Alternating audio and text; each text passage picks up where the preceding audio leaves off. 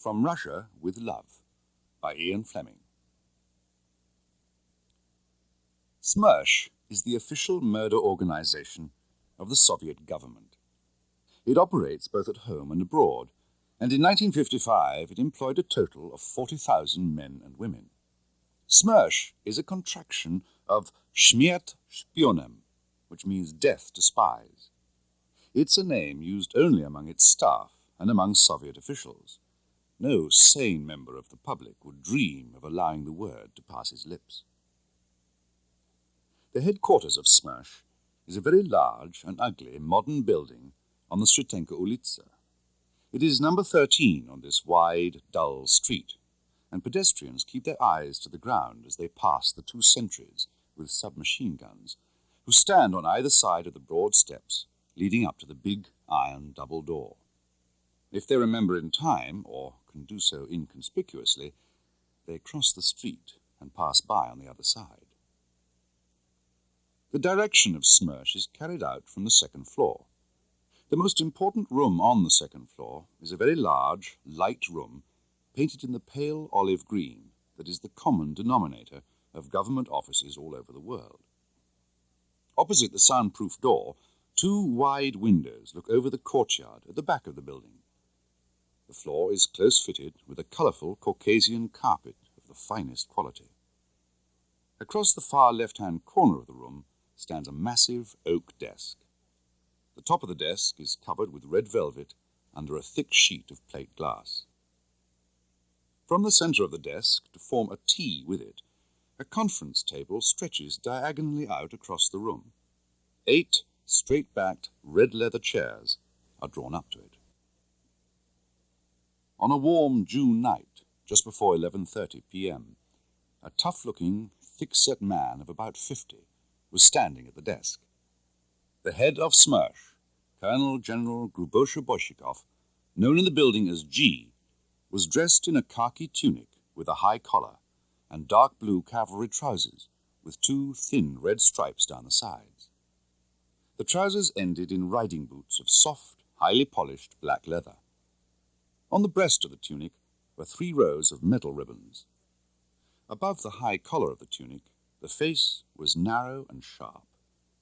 There were flabby pouches under the eyes, which were round and brown and protruded like polished marbles below thick black brows. The skull was shaven clean, and the tight white skin glittered in the light of the central chandelier. The mouth was broad and grim above a deeply cleft chin. It was a hard, unyielding face of formidable authority. General G pressed a bell under his desk. His ADC, an MGB captain, came in. "Have they arrived?" "Yes, Comrade General."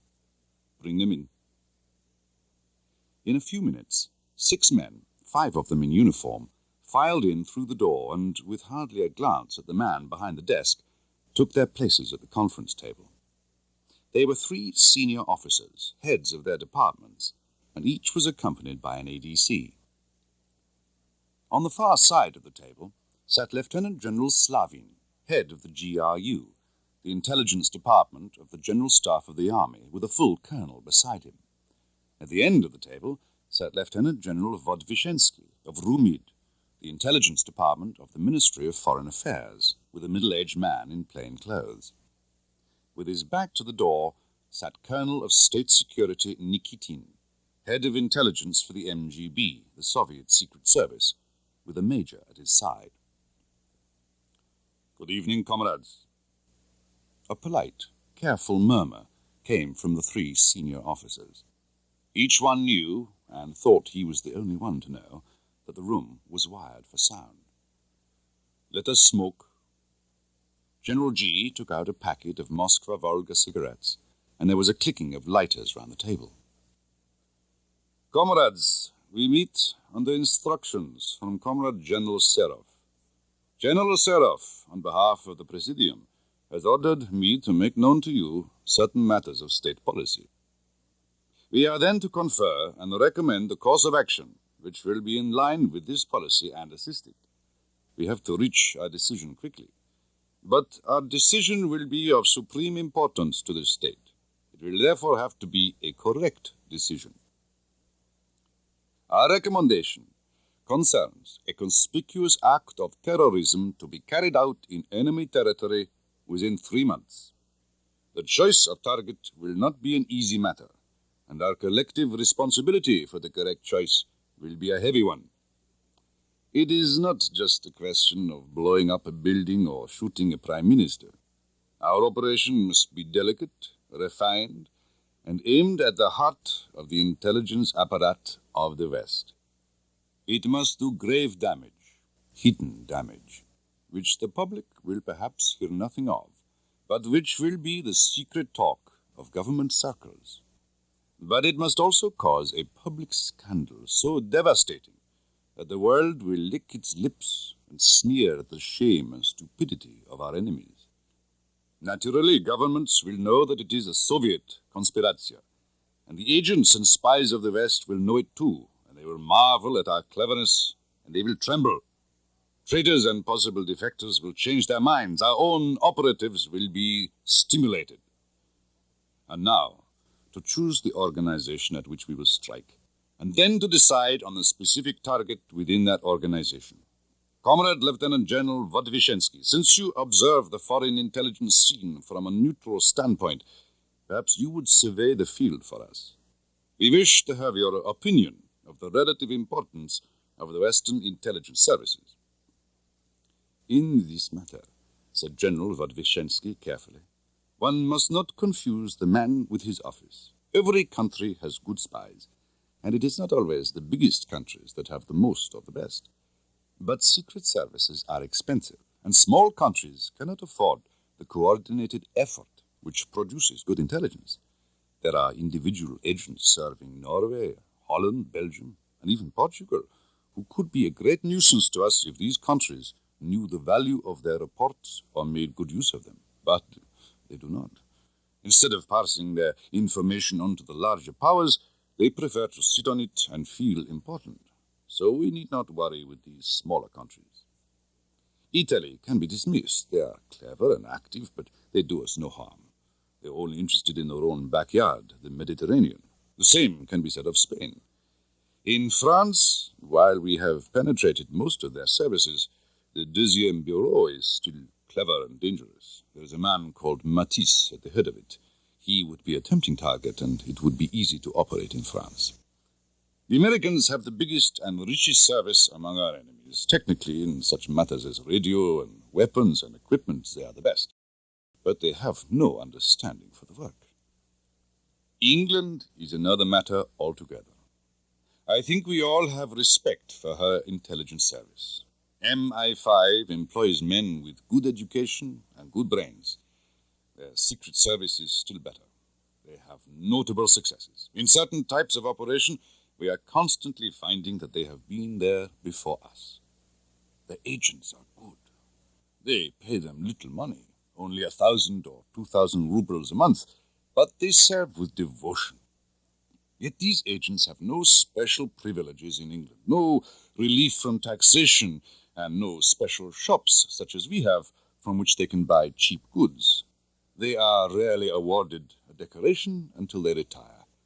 And yet these men and women continue to do this dangerous work. It is curious. It is perhaps the public school and university tradition, the love of adventure. Of course, most of their strength lies in myth, the myth of Scotland Yard, the myth of Sherlock Holmes, of the Secret Service. But this myth is a hindrance which it would be good to set aside. A very interesting exposition, said General G. Comrade General Slavin. I have listened with interest to the words of Comrade General Vodvyshensky. I have nothing to add. Comrade General Nikitin. I recommend the English Secret Service as the object of terrorist action. The devil knows my department hardly finds them a worthy adversary, but they are the best of an indifferent lot. Is it agreed then, comrades, an act of terrorism against the British Secret Service? There were careful, slow nods all round the table. I agree. And now for the target within that organization. I remember Comrade General Vodvishensky saying something about a myth upon which much of the alleged strength of this secret service depends. How can we help to destroy the myth and thus strike at the very motive force of this organization? Where does this myth reside? Have they no one who is a hero, no one who is admired, and whose ignominious destruction would cause dismay? Myths are built on heroic deeds and heroic people. Have they no such men? There was silence round the table while everyone searched his memory. So many names to remember, so many dossiers, so many operations going on every day all over the world. It was Colonel Nikitin of the MGB who broke the embarrassed silence. He said hesitantly, "There is a man called Bond." General G's hand slapped down on the desk. "Comrade, there certainly is a man called Bond. I recall that he has at least twice frustrated the operations of SMERSH. There was that affair in France at that casino town. The man, Le Chiffre, an excellent leader of the party in France. He foolishly got into some money troubles, but he would have got out of them if this Bond had not interfered. Then there was this Negro of ours in Harlem, a great man, one of the greatest foreign agents we have ever employed, and with a vast network behind him. This Englishman was sent out by the Secret Service and smashed the whole organization and killed our man. It was a great reverse. Comrades, from many points of view, this spy sounds an appropriate target. He appears to be a dangerous enemy of the state. His liquidation will be of benefit to all departments of our intelligence apparatus. But will it do more? Will it seriously wound them? Will it help to destroy this myth about which we have been speaking? Is this man a hero to his organization and his country? General Vodvishensky decided that this question was intended for him.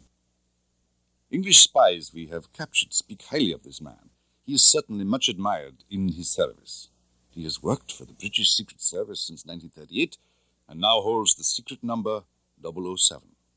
The 00 numerals signify an agent who has killed and who is privileged to kill on active service. There are believed to be only 2 other British agents with this authority. The fact that this spy was decorated with the CMG in 1953, an award usually given only on retirement from the Secret Service, is a measure of his worth. General G again slapped his hand decisively on his desk. "Well, comrades, are we agreed then?" "Yes," said Colonel Nikitin loudly. "Yes," said General Slavin in a bored voice. General Vodvishensky was looking down at his fingernails. "Yes," he said. General G's hand went to the internal office telephone. He spoke to his ADC. "Death warrant," he said harshly. "Made out in the name of James Bond." He spelt the names out. "Description, Angliški spion. Crime, enemy of the state." He put the receiver back and leant forward in his chair. "And now it will be a question of devising an appropriate conspiratio, and one that cannot fail. Thank you, comrades, that is all. I shall advise you of the decision of the Presidium on our recommendation. Good night." When the conference had filed out, General G rang for his ADC. The man came in and stood beside his desk. "Find out where Kronstein is and have him fetched by car, and send in Colonel Klebb as soon as he arrives." "Yes, Comrade General." The man left the room. General G picked up his telephone and asked for General Serov. He spoke quietly for 5 minutes. At the end he concluded, "And I am now about to give the task to Colonel Klebb and the planner Kronstein. We will discuss the outlines of a suitable conspiratio.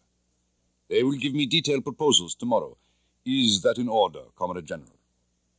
"Yes," came the quiet voice of General Serov of the High Presidium. "Kill him, but let it be excellently accomplished. The Presidium will ratify the decision in the morning." "Look over these photographs, Comrade Colonel," said General G. "The matter is as follows." So, it is another death, thought Kronstein. head of the planning department of SMERSH.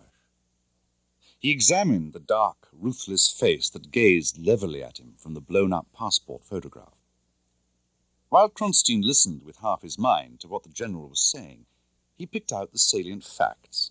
English spy, great scandal desired, no Soviet involvement. The man is an expert killer. Weakness for women, therefore not homosexual. Drinks, but nothing is said about drugs. Unbribable, but who knows, there is a price for every man. No expense to be spared. All equipment and personnel available from all intelligence departments. Success to be achieved within 3 months. Broad ideas required now, details to be worked out later. General G fastened his sharp eyes on Colonel Klebb. What are your immediate reactions, Comrade Colonel? The square-cut, rimless glass of the spectacles flashed in the light of the chandelier as the woman looked across the desk at the general. The pale, moist lips below the sheen of nicotine-stained fur over the mouth parted and began moving rapidly up and down as the woman gave her views. To Kronstein, watching the face across the table, the square, expressionless opening and shutting of the lips reminded him of the box-like jabber of a puppet. The voice was high and flat, without emotion. This case resembles in some respect that of Stolzenberg. If you remember, Comrade General, this also was a matter of destroying a reputation as well as a life. On that occasion, the matter was simple. The spy was also a pervert. If you recall... Kronstein stopped listening. He knew all these cases. He'd handled the planning of most of them. Instead, with closed ears, he examined the face of this dreadful woman and wondered how much longer she would last in her job, how much longer he would have to work with her. Rosa Klebb was in her late 40s. She was short, about 5'4", and squat, and her dumpy arms and short neck and the calves of the thick legs in the drab khaki stockings were very strong for a woman. The tricoteurs of the French Revolution must have had faces like hers. The thinning orange hair scraped back to the tight, obscene bun. The shiny, yellow-brown eyes that stared so coldly at General G through the sharp-edged squares of glass. The wedge of thickly powdered, large-pored nose. The wet trap of a mouth that went on opening and shutting as if it was operated by wires under the chin. Those French women, as they sat and knitted and chatted, while the guillotine clanged down, must have had the same pale, thick chicken skin that scragged in little folds under the eyes and at the corners of the mouth and below the jaws, the same big peasant's ears, the same tight, hard dimpled fists, like knobkerries, that, in the case of the Russian woman, now lay tightly clenched on the red velvet tabletop. And their faces must have conveyed the same impression of coldness and cruelty and strength. Her rise, Kronstein remembered, had begun with the Spanish Civil War. From then on, she had progressed slowly but straight up the ladder of power, surviving setbacks, surviving wars, surviving, because she forged no allegiances and joined no factions, all the purges, until, in 1953, with the death of Beria, the blood-stained hands grasped the rung, so few from the very top, that was head of the operations department of SMERSH. Her urge for power demanded that she should be a wolf and not a sheep. She was a lone operator, but never a lonely one, because the warmth of company was unnecessary to her. "Thank you, Comrade Colonel," said General G. "Your review of the position is of value. And now, Comrade Kronstein, have you anything to add?" "Comrade General, it was a Frenchman, in some respects a predecessor of yours, Fouché, who observed that it is no good killing a man unless you also destroy his reputation. It will, of course, be easy to kill this man Bond. Any paid Bulgarian assassin would do it, if properly instructed. The second part of the operation, the destruction of this man's character, is more important and more difficult. At this stage, it is only clear to me that the deed must be done away from England, and in a country over whose press and radio we have influence. If you ask me how the man is to be got there, I can only say that if the bait is important enough, and its capture is open to this man alone, he will be sent to seize it from wherever he may happen to be. To avoid the appearance of a trap, I would consider giving the bait a touch of eccentricity, a touch of the unusual. The English pride themselves on their eccentricity.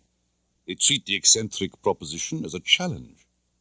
I would rely partly on this reading of their psychology to have them send this important operator after the bait. I shall proceed to devise such a trap. For the present, I can only say that if the bait is successful in attracting its prey, we are then likely to require an assassin with a perfect command of the English language. We shall also require a reliable and extremely beautiful girl. Sitting by the window of her one room, and looking out at the serene June evening, at the first pink of the sunset reflected in the windows across the street, Corporal of State Security Tatiana Romanova thought that she was happier than she'd ever been before. Her happiness was not romantic. It was the quiet, settled happiness of security, of being able to look forward with confidence to the future. The room was a tiny box in the huge modern apartment building that is the women's barracks of the State Security Departments.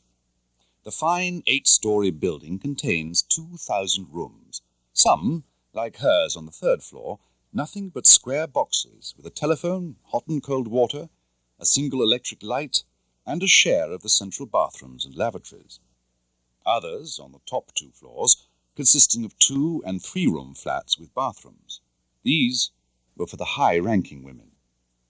Graduation up the building was strictly by rank, and Corporal Romanova had to rise through sergeant, lieutenant, captain, major, and lieutenant colonel before she would reach the paradise of the 8th and colonel's floor. But heaven knew she was content enough with her present lot. A salary of 1,200 rubles a month, a room to herself, cheap food and clothes from the closed shops on the ground floor of the building, a monthly allocation of at least 2 ministry tickets to the ballet or the opera, a full 2 weeks' paid holiday a year. Corporal Romanova left the chair by the window and went to examine the pot of thick soup with a few shreds of meat and some powdered mushroom that was to be her supper. It was nearly done and smelt delicious. She turned off the electricity and let the pot simmer while she washed and tidied, as, years before, she'd been taught to do before meals.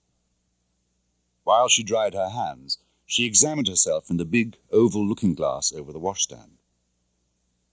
One of her early boyfriends had said she looked like the young Greta Garbo.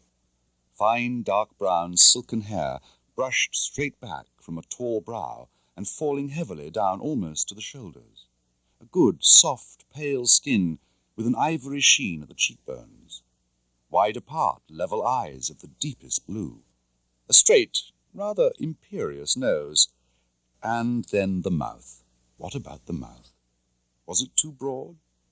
It must look terribly wide when she smiled. She smiled at herself in the mirror. Yes, it was wide.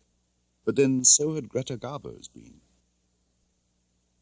In fact, Corporal Tatiana Romanova was a very beautiful girl indeed. Apart from her face, the tall, firm body moved particularly well. She had been a year in the ballet school in Leningrad, and had abandoned dancing as a career only when she grew an inch over the prescribed limit of 5 feet 6. The school had taught her to hold herself well and to walk well, and she looked wonderfully healthy, thanks to her passion for figure skating, which she practiced all through the year at the Dynamo Ice Stadium. She poured the thick soup into a small china bowl, decorated with wolves chasing a galloping sleigh round the rim, broke some black bread into it, and went and sat in her chair by the window and ate it slowly with a nice shiny spoon she'd slipped into her bag not many weeks before, after a wonderful evening at the Hotel Moskva. The telephone rang harshly. She walked over and turned down the radio and picked up the receiver. Corporal Romanova? It was the voice of her dear Professor Denikin, the head of her department. But out of office hours he always called her Tatiana, or even Tanya. What did this mean? The girl was wide-eyed and tense. Yes, Comrade Professor? The voice at the other end sounded strange and cold. In 15 minutes at 8:30, you are required for interview by Comrade Colonel Klebb of Otdiel 2. You will call on her in her apartment, number 1875, on the 8th floor of your building. Is that clear? But, Comrade, why? What is wrong? The odd, strained voice of her beloved professor cut her short. That is all, Comrade Corporal. The girl held the receiver away from her face. She stared at it with frenzied eyes, as if she could wring more words out of the circles of little holes in the black earpiece. Then she bent forward slowly and put the receiver down on the cradle. She stood for a moment frozen, gazing blindly at the black machine. Should she call him back? No, that was out of the question. He had spoken as he had because he knew, and she knew, that every call, in and out of the building, was listened to or recorded. That was why he had not wasted a word. This was a state matter. With a message of this sort, you got rid of it as quickly as you could, in as few words as possible, and wiped your hands of it. The girl put her knuckles up to her open mouth and bit on them, staring at the telephone. What did they want her for? What had she done? Desperately she cast her mind back, scrabbling through the days, the months, the years, trying to remember if she'd made some terrible mistake in her work and they'd just discovered it. Had she made some remark against the state, some joke that had been reported back? That was always possible. But which remark? When? If it had been a bad remark, she would have felt a twinge of guilt or fear at the time. She glanced through her wet eyes at the cheap watch on her wrist. Only 7 minutes to go. A new panic seized her. She brushed her forearm across her eyes and grabbed down her parade uniform. On top of it all, whatever it was, to be late. She tore at the buttons of her white cotton blouse. As she dressed and washed her face and brushed her hair, her mind went on probing at the mystery. Leaving out the nature of her guilt, contact with any tentacle of SMERSH was unspeakable. And the head of Otdiel, too, the woman, Rosa Klebb. Unbelievable things were whispered about this woman, things that came to Tatiana in her nightmares, things she forgot again during the day, but that she now remembered. It was said that Rosa Klebb would let no torturing take place without her.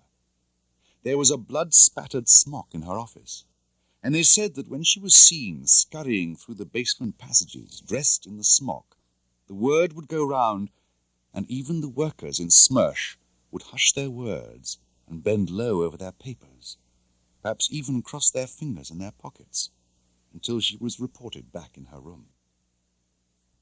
Tatiana, frozen by her thoughts, looked again at her watch. 4 minutes to go. She ran her hands down her uniform and gazed once more at her white face in the glass. She turned and said farewell to the dear, familiar little room. Would she ever see it again? She walked straight down the long corridor and rang for the lift. When it came, she squared her shoulders and lifted her chin and walked into the lift as if it was the platform of the guillotine.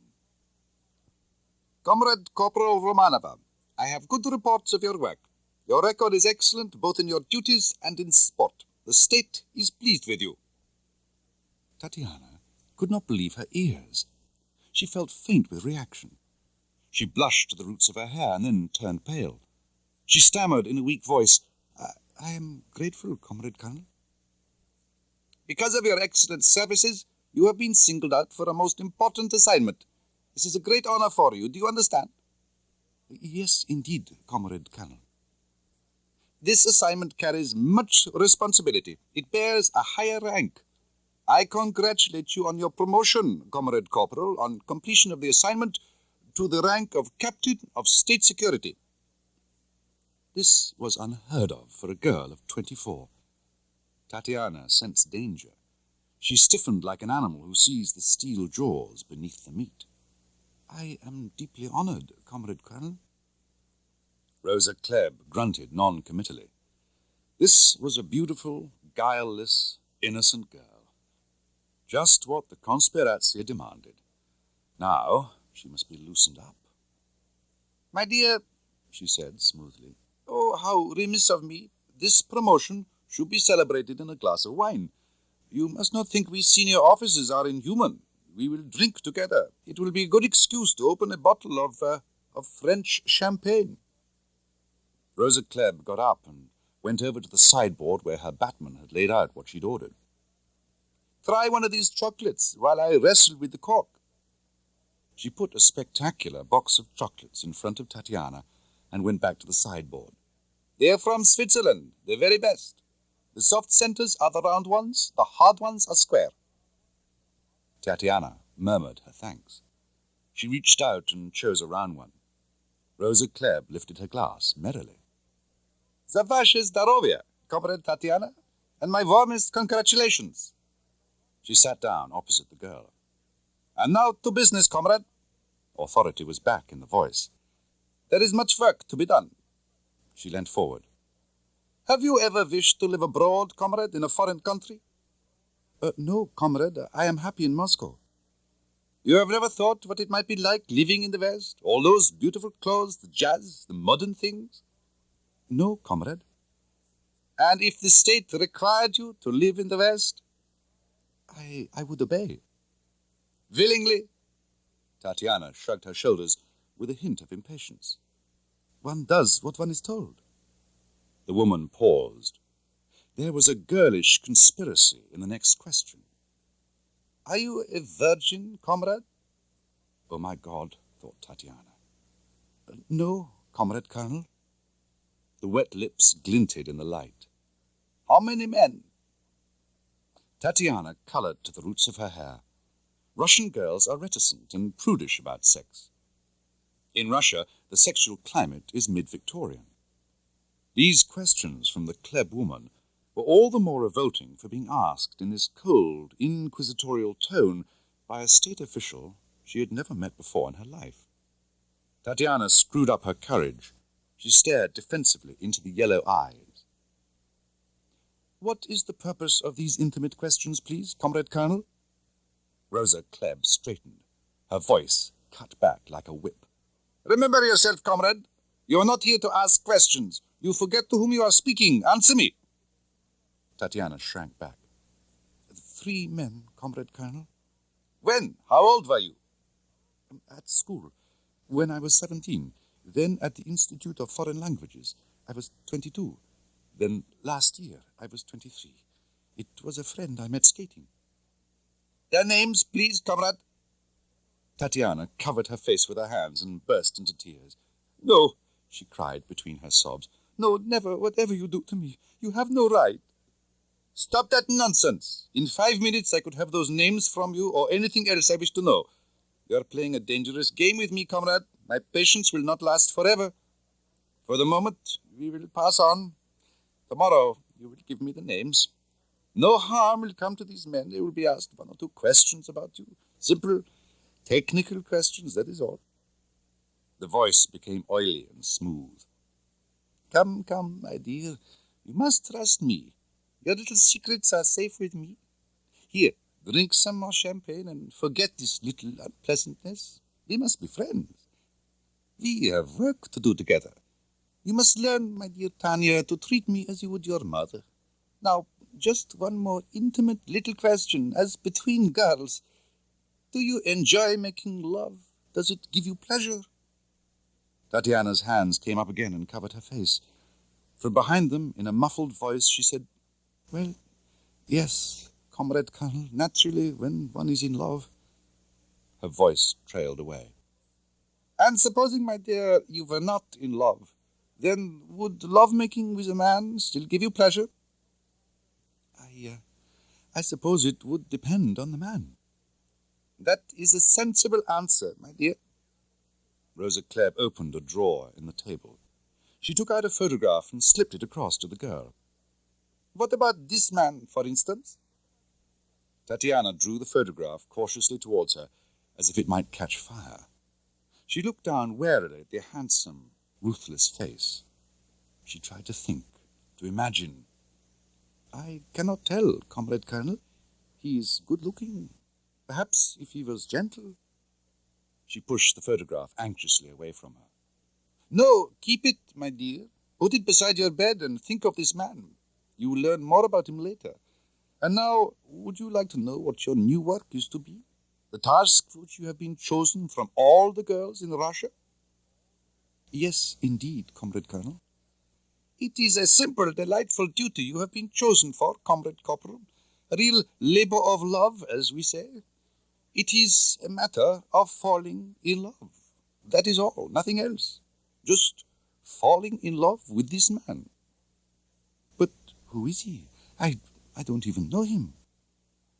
He is an English spy. Tatiana clapped a hand over her mouth and gazed at Rosa Klebb through wide, slightly drunk eyes. Yes, said Rosa Klebb, an English spy, perhaps the most famous of them all. And from now on you are in love with him, so you had better get used to the idea. And no silliness, comrade, we must be serious. This is an important state matter for which you have been chosen as the instrument. Now, for some practical details. For the next few weeks, you will be most carefully trained for this operation until you know exactly what to do in all contingencies. You will be taught certain foreign customs. You will be equipped with beautiful clothes. You will be instructed in all the arts of allurement. Then you will be sent to a foreign country somewhere in Europe. There you will meet this man. You will seduce him. In this matter you will have no silly compunctions. Your body belongs to the state. Since your birth, the state has nourished it. Now your body must work for the state. Is that understood? You will accompany this man to England. There you will be questioned. The questioning will be easy. The English do not use harsh methods. You will give such answers as you can without endangering the state. We will supply you with certain answers which we would like to be given. You will probably be sent to Canada. That is where the English send a certain category of foreign prisoner. You will be rescued and brought back to Moscow. You see, it is a comparatively simple matter. Have you any questions at this stage? What will happen to the man, Comrade Colonel? That is a matter of indifference to us. We shall simply use him as a means to introduce you into England. The object of the operation is to give false information to the British. Tatiana sat back in her chair. So that was what it was all about. It really wasn't so bad after all. What a relief! And what an honor to have been chosen. How silly to have been so frightened. Naturally, the great leaders of the state would not allow harm to come to an innocent citizen who worked hard and had no black marks on her zapiska. Suddenly, she felt immensely grateful to the father figure that was the state, and proud that she would now have a chance to repay some of her debt. Even the Klebb woman wasn't really so bad after all. It was the morning of the next day. Colonel Klebb sat at her desk in the roomy office that was her headquarters in the basement of SMERSH. On the desk before her was a bulky file with a shiny black cover. Neatly printed across the center were the words Krasno-Granitsky. She opened the file and studied the contents with a frown of concentration. Krasno-Granitsky's real name was Donovan Grant. He was the result of a midnight union between a German professional weightlifter and an Irish waitress. The union lasted for a quarter of an hour on the damp grass behind a circus tent outside Belfast. Afterwards, the father gave the mother £0.50, and the mother walked happily home to her bed in the kitchen of a cafe near the railway station. 9 months later, she died of a fever, shortly after giving birth to a 12-pound boy. The boy was reluctantly cared for by an aunt and grew up healthy and extremely strong, but very quiet. He had no friends. He refused to communicate with other children, and when he wanted anything, he took it with his fists. He made a name for himself boxing and wrestling at local fairs, where the bloodthirsty fury of his attack, combined with guile, gave him the victory over much older and bigger boys. It was through his fighting that he came to the notice of the local Sinn Feiners. When he left school, he became a strong-arm man for these groups. They paid him well for his work, but saw as little of him as they could. At the end of his 17th year, he went to Belfast and put himself in the hands of a broken-down boxing promoter who wanted him to turn professional. After twice having to be pulled off a man in the ring, it was only by winning the championship that he was saved from being thrown out by the promoter. Grant won the championship in 1945 on his 18th birthday, and was then called up for national service and became a driver in the Royal Corps of Signals. His transport section was rushed to Berlin about the time of the corridor trouble with the Russians. In Berlin, the constant smell of danger intrigued him.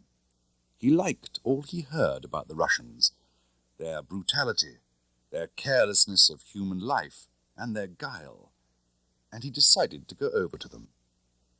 One evening, when he had collected the day's outgoing mail from military intelligence headquarters, he made for the Russian sector, waited with his engine running until the British control gate was opened to allow a taxi through, and then tore through the closing gate at 40 and skidded to a stop beside the concrete pillbox of the Russian frontier post.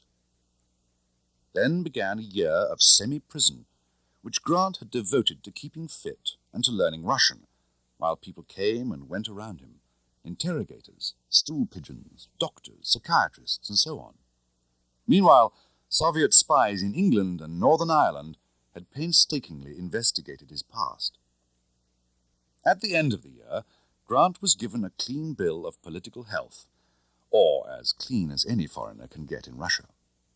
He was found to be totally uninterested in the politics or social customs of any country in the world, and the doctors and psychologists agreed that he was an advanced manic depressive, a narcissist, and asexual, and that his tolerance of pain was high.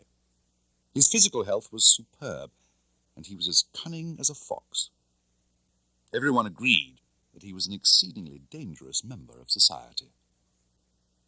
Department 2 of SMERSH, in charge of operations and executions, took over the body of Donovan Grant, changed his name to Granitsky, and put him on their books.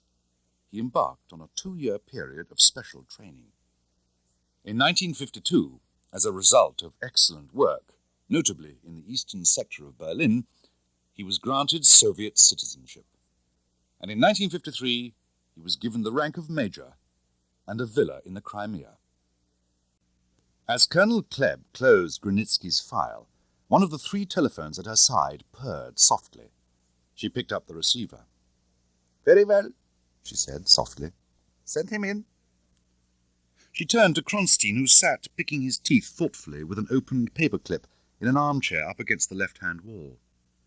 "Granitsky," she said. Kronstein slowly turned his head and looked at the door. Grant came in and closed the door softly behind him. He walked up to the desk and stood looking down, obediently, into the eyes of his commanding officer. Kronstein thought that he looked like a powerful mastiff waiting to be fed. Rosa Klebb surveyed him coldly. "Let's have a look at you. Take off your clothes." Grant showed no surprise. He took off his coat and, after looking round for somewhere to put it, dropped it on the floor. Then, unself-consciously, he took off the rest of his clothes and kicked off his shoes. The great red-brown body with its golden hair lit up the drab room. Grant stood relaxed, his hands held loosely at his sides and one knee bent slightly forward, as if he was posing for an art class. Rosa Klebb got to her feet and came round the desk. She studied the body minutely, prodding here, feeling there, as if she was buying a horse. She went behind the man and continued her minute inspection. Before she came back in front of him, Kronstein saw her slip something out of her jacket pocket and fit it into her hand. There was a glint of metal. The woman came round and stood close up to the man's gleaming stomach, her right arm behind her back. She held his eyes in hers. Suddenly, with terrific speed and the whole weight of her shoulder behind the blow, she whipped her right fist, loaded with a heavy brass knuckle-duster, round and exactly into the solar plexus of the man. Grant let out a snort of surprise and pain. His knees gave slightly, and then straightened. For a flash, the eyes closed tight with agony. Then they opened again and glared redly down into the cold, yellow, probing eyes behind the square glasses. Apart from an angry flush on the skin just below the breastbone, Grant showed no ill effects from a blow that would have sent any normal man writhing to the ground. Rosa Klebb smiled grimly. She slipped the knuckle-duster back into her pocket and walked to her desk and sat down. She looked across at Kronstein with a hint of pride. "At least he is fit enough," she said. Kronstein grunted. The naked man grinned with sly satisfaction. He brought up one hand and rubbed his stomach. Rosa Klebb sat back in her chair and said, "Comrade Granitsky, there is work for you, an important task, more important than anything you have attempted. It is a task that will earn you a medal, for the target is a difficult and dangerous one. You will be in a foreign country and alone, is that clear?" "Yes, Comrade Colonel." Grant was excited. Here was a chance for that big step forward. What would the medal be? The Order of Lenin? He listened carefully. "The target is an English spy. You would like to kill an English spy?" "Very much indeed, Comrade Colonel." Grant's enthusiasm was genuine. He asked nothing better than to kill an Englishman. He had accounts to settle with the bastards. "You will need many weeks of training and preparation. On this assignment, you will be operating in the guise of an English agent. Your manners and appearance are uncouth. You will have to learn at least some of the tricks. You will be placed in the hands of a certain Englishman we have here, a former gentleman of the Foreign Office in London. It will be his task to make you pass as some sort of an English spy. They employ many different kinds of men. It should not be difficult. And you will have to learn many other things. The operation will be at the end of August, but you will start your training at once. There is much to be done. Put on your clothes and report back to the ADC. Understood?" "Yes, Comrade Colonel." Grant scrambled into his clothes, indifferent to the woman's eyes on him, and walked over to the door, buttoning his jacket. "Thank you, Comrade Colonel." Rosa Klebb was writing up her note of the interview. She didn't answer or look up, and Grant went out and closed the door softly behind him. The woman threw down her pen and sat back. "And now, Comrade Kronstein, are there any points to discuss before we put the full machinery in motion? I should mention that the Presidium has approved the target and ratified the death warrant. I have reported the broad lines of your plan to Comrade General Gruboshe-Boyshikov. He is in agreement. The detailed execution has been left entirely in my hands. The combined planning and operations staff has been selected and is waiting to begin work." Kronstein sat looking up at the ceiling, the tips of his fingers joined in front of him. "I have been studying the suitability of centers abroad. I have decided on Istanbul for the first contact. We have a good apparat there. The Secret Service has only a small station, although the head of that station is reported to be a good man. The center is conveniently placed for us, with short lines of communication with Bulgaria and the Black Sea. It is relatively far from London. I am working out details of the point of assassination and the means of getting this Bond there after he has contacted the girl. It will be either in France or very near it. We have excellent leverage on the French press. They will make the most of this kind of story with its sensational disclosures of sex and espionage. It also remains to be decided when Granitsky shall enter the picture. These are minor details. We must choose the cameramen and the other operatives and move them quietly into Istanbul.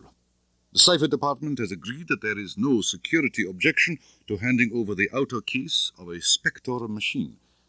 The machine will go to the special devices section. They will handle its preparation. I can think of nothing else at the moment, comrade. I think the operation can safely begin. M gestured to the chair opposite him across the red leather desk. Bond sat down and looked across into the tranquil, lined sailor's face that he loved, honoured, and obeyed. "All right, then," said M. "This is what's happened. Yesterday there was a long signal in from Istanbul. Seems on Tuesday the head of Station T got an anonymous typewritten message which told him to take a round-trip ticket on the 8 p.m. ferry steamer from the Galata Bridge to the mouth of the Bosphorus and back. Nothing else. Head of T's, an adventurous sort of chap. And, of course, he took the steamer. He stood up forward by the rail and waited. After about a quarter of an hour, a girl came and stood beside him. A Russian girl, very good-looking, he says. And after they'd talked a bit about the view and so on, she suddenly switched, and in the same sort of conversational voice, she told him an extraordinary story. M paused to put another match to his pipe. Bond said, "Who is the head of T, sir? I've never worked in Turkey." "Man called Kerim, Darko Kerim. Turkish father and English mother. Remarkable fellow. Been head of T since before the war. One of the best men we've got anywhere. Does a wonderful job. Loves it. Very intelligent. And he knows all that part of the world like the back of his hand. Anyway, the girl's story was that she was a corporal in the MGB. Had been in the show since she left school and had just got transferred to the Istanbul centre as a cipher officer. She'd engineered the transfer because she wanted to get out of Russia and come over." "Oh, that's good," said Bond. "Might be useful to have one of their cipher girls. But why does she want to come over?" M looked across the table at Bond. "Because she's in love." He paused and added mildly, "She says she's in love with you." "Love with me?" Yes, with you. That's what she says. Her name's Tatiana Romanova. Ever heard of her?" "Good God, no. I mean, no, sir." M smiled at the mixture of expressions on Bond's face. "But what the hell does she mean? Has she ever met me? How does she know I exist?" "Well," said M, "the whole thing sounds absolutely ridiculous, but it's so crazy that it just might be true. This girl is 24. Ever since she joined the MGB, she's been working in their central index, the same as our records, and she's been working in the English section of it. She's been there 6 years. One of the files she had to deal with was yours. Her story is that she first took a fancy to the photographs they've got of you, admired your looks, and so on. She read up all your cases, decided that you were a hell of a fellow. She said you particularly appealed to her because you reminded her of the hero of a book by some Russian fellow called Lermontov. Apparently it was her favourite book. She says she came to think of nothing else, and one day the idea came to her that if only she could transfer to one of their foreign centres, she could get in touch with you and you'd come and rescue her." "I've never heard such a crazy story, sir. Surely head of T didn't swallow it?" "And just wait a moment. Don't be in too much of a hurry simply because something's turned up you've never come across before. Suppose you happen to be a film star instead of being in this particular trade. You'd get daft letters from girls all over the world, stuffed with heaven knows what sort of rot about not being able to live without you and so on. And here's a silly girl doing a secretary's job in Moscow. Probably the whole department is staffed by women, like our records. Not a man in the room to look at, and here she is, faced with your dashing features on a file that's constantly coming up for review. And she gets what I believe they call a crush on these pictures, just as secretaries all over the world get crushes on these dreadful faces in the magazines. Lord knows I don't know much about these things, but you must admit that they do actually happen.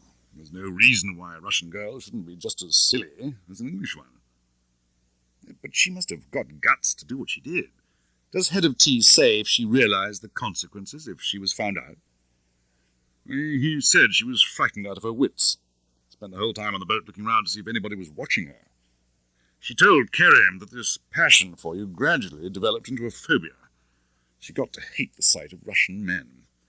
In time, this turned into a dislike of the regime, and particularly of the work she was doing for them, and, so to speak, against you.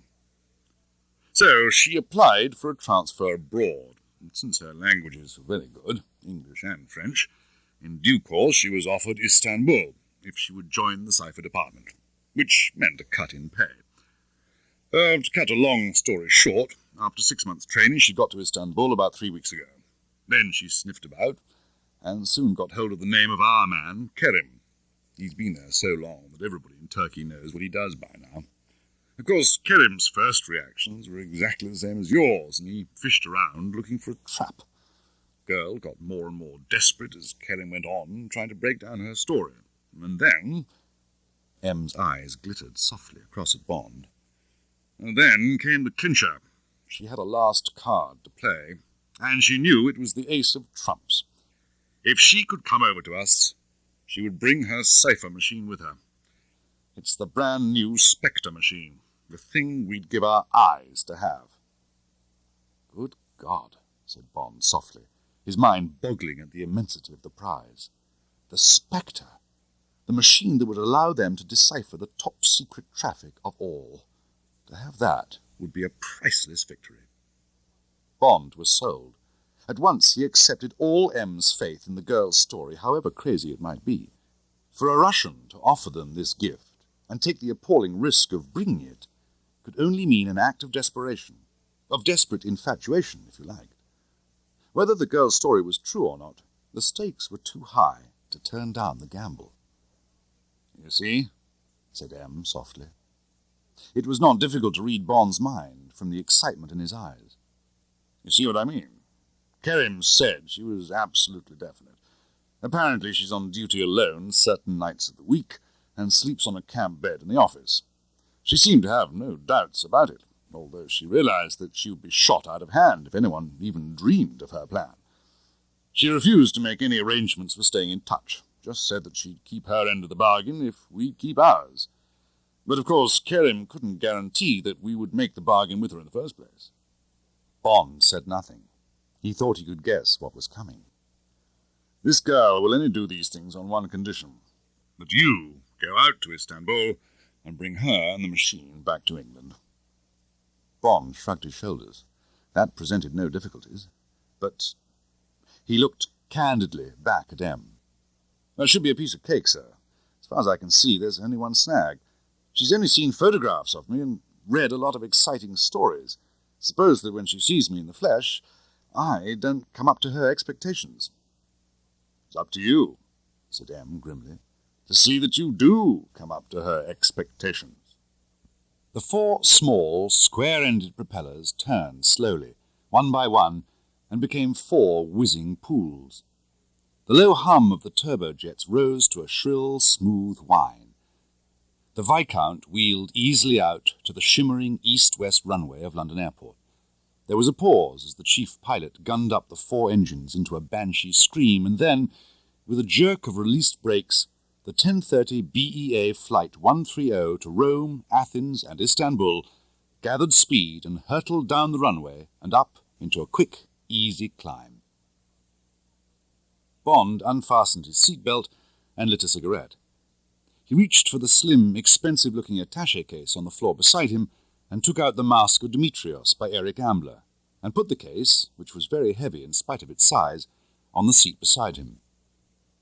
Q Branch had put together this smart-looking little bag, ripping out the careful handiwork of Swain and Adeney to pack 50 rounds of .25 ammunition in 2 flat rows between the leather and the lining of the spine.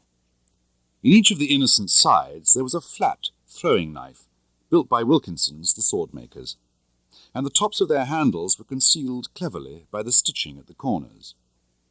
The complicated bag of tricks amused Bond, but he also had to admit that, despite its 8-pound weight, the bag was a convenient way of carrying the tools of his trade, which otherwise would have had to be concealed about his body. Lunch came. Bond put aside his book, and the thoughts that kept coming between him and the printed page. This business, as he sourly described it to himself, of pimping for England. For that, however else one might like to describe it, was what he was on his way to do, to seduce, and seduce very quickly, a girl whom he had never seen before, whose name he'd heard yesterday for the first time. And all the while, however attractive she was, and Head of Tea had described her as very beautiful, Bond's whole mind would have to be not on what she was, but on what she had, the dowry she was bringing with her. It would be like trying to marry a rich woman for her money. Would he be able to act the part?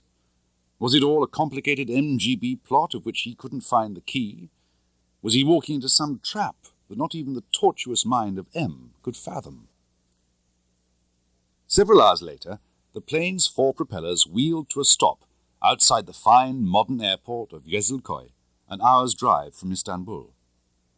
Bond carried the heavy little attaché case through the passport check into the customs and waited for his suitcase to come off the plane. Outside the customs, a tall, rangy man with drooping black moustaches stepped out of the shadows. He wore a smart dust coat and a chauffeur's cap. He saluted and, without asking Bond his name, took his suitcase and led the way over to a gleaming aristocrat of a car, an old black basket-work Rolls-Royce Coupe de Ville that Bond guessed must have been built for some millionaire in the 20s. When the car was gliding out of the airport, the man turned and said politely over his shoulder, in excellent English, "Kerim Bey thought you would prefer to rest tonight, sir. I am to call for you at 9 tomorrow morning. What hotel are you staying at, sir?" "The Crystal Palace." "Very good, sir." The car sighed off down the wide, modern road. Bond awoke early in his dingy room at the Crystal Palace on the heights of Pera. He got out of bed, drew back the heavy red plush curtains, and leant on the iron balustrade, and looked out over one of the most famous views in the world. On his right, the still waters of the Golden Horn. On his left, the dancing waves of the unsheltered Bosphorus, and in between, the tumbling roofs, soaring minarets, and crouching mosques of Pera. For 10 minutes he stood and gazed out across the sparkling water barrier between Europe and Asia. Then he turned back into the room, now bright with sunshine, and telephoned for his breakfast. Punctually at 9, the elegant Rolls came for him, and took him through Taksim Square and down the crowded Istiklal and out of Asia. The thick black smoke of the waiting steamers, badged with the graceful crossed anchors of the merchant marine, streamed across the first span of the Galata Bridge. It hid the other shore towards which the Rolls nosed forward through the bicycles and trams, the well-bred snort of the ancient bulb horn just keeping the pedestrians from under its wheels. Then the way was clear, and the old European section of Istanbul glittered at the end of the broad half-mile of bridge, with the slim minarets lancing up into the sky and the domes of the mosques crouching at their feet. Across the bridge, the car nosed to the right, down a narrow, cobbled street, parallel with the waterfront, and stopped outside a high wooden porte-cochere. A tough-looking watchman with a chunky, smiling face led the way through a door into a small courtyard with a neatly raked gravel parterre. The noise of the town was a distant rumble, and it was quiet and peaceful. They walked across the gravel and through another small door, and Bond found himself at one end of a great vaulted go-down with high circular windows, through which dusty bars of sunshine slanted across a vista of bundles and bales of merchandise. There was a cool, musty scent of spices and coffee, and a sudden strong wave of mint. At the end of the long warehouse was a raised platform enclosed by a balustrade. On it, half a dozen young men and girls sat on high stools and wrote busily in fat, old-fashioned ledgers. It was like a Dickensian counting-house, and Bond noticed that each high desk had a battered abacus beside the inkpot. A tall, swarthy man with a lean face and unexpected blue eyes came forward from the furthest desk and took delivery of him from the watchman. He smiled warmly at Bond, showing a set of extremely white teeth, and led him to the back of the platform. He knocked on a fine mahogany door with a Yale lock, and, without waiting for an answer, opened it and let Bond in, closing the door softly behind him.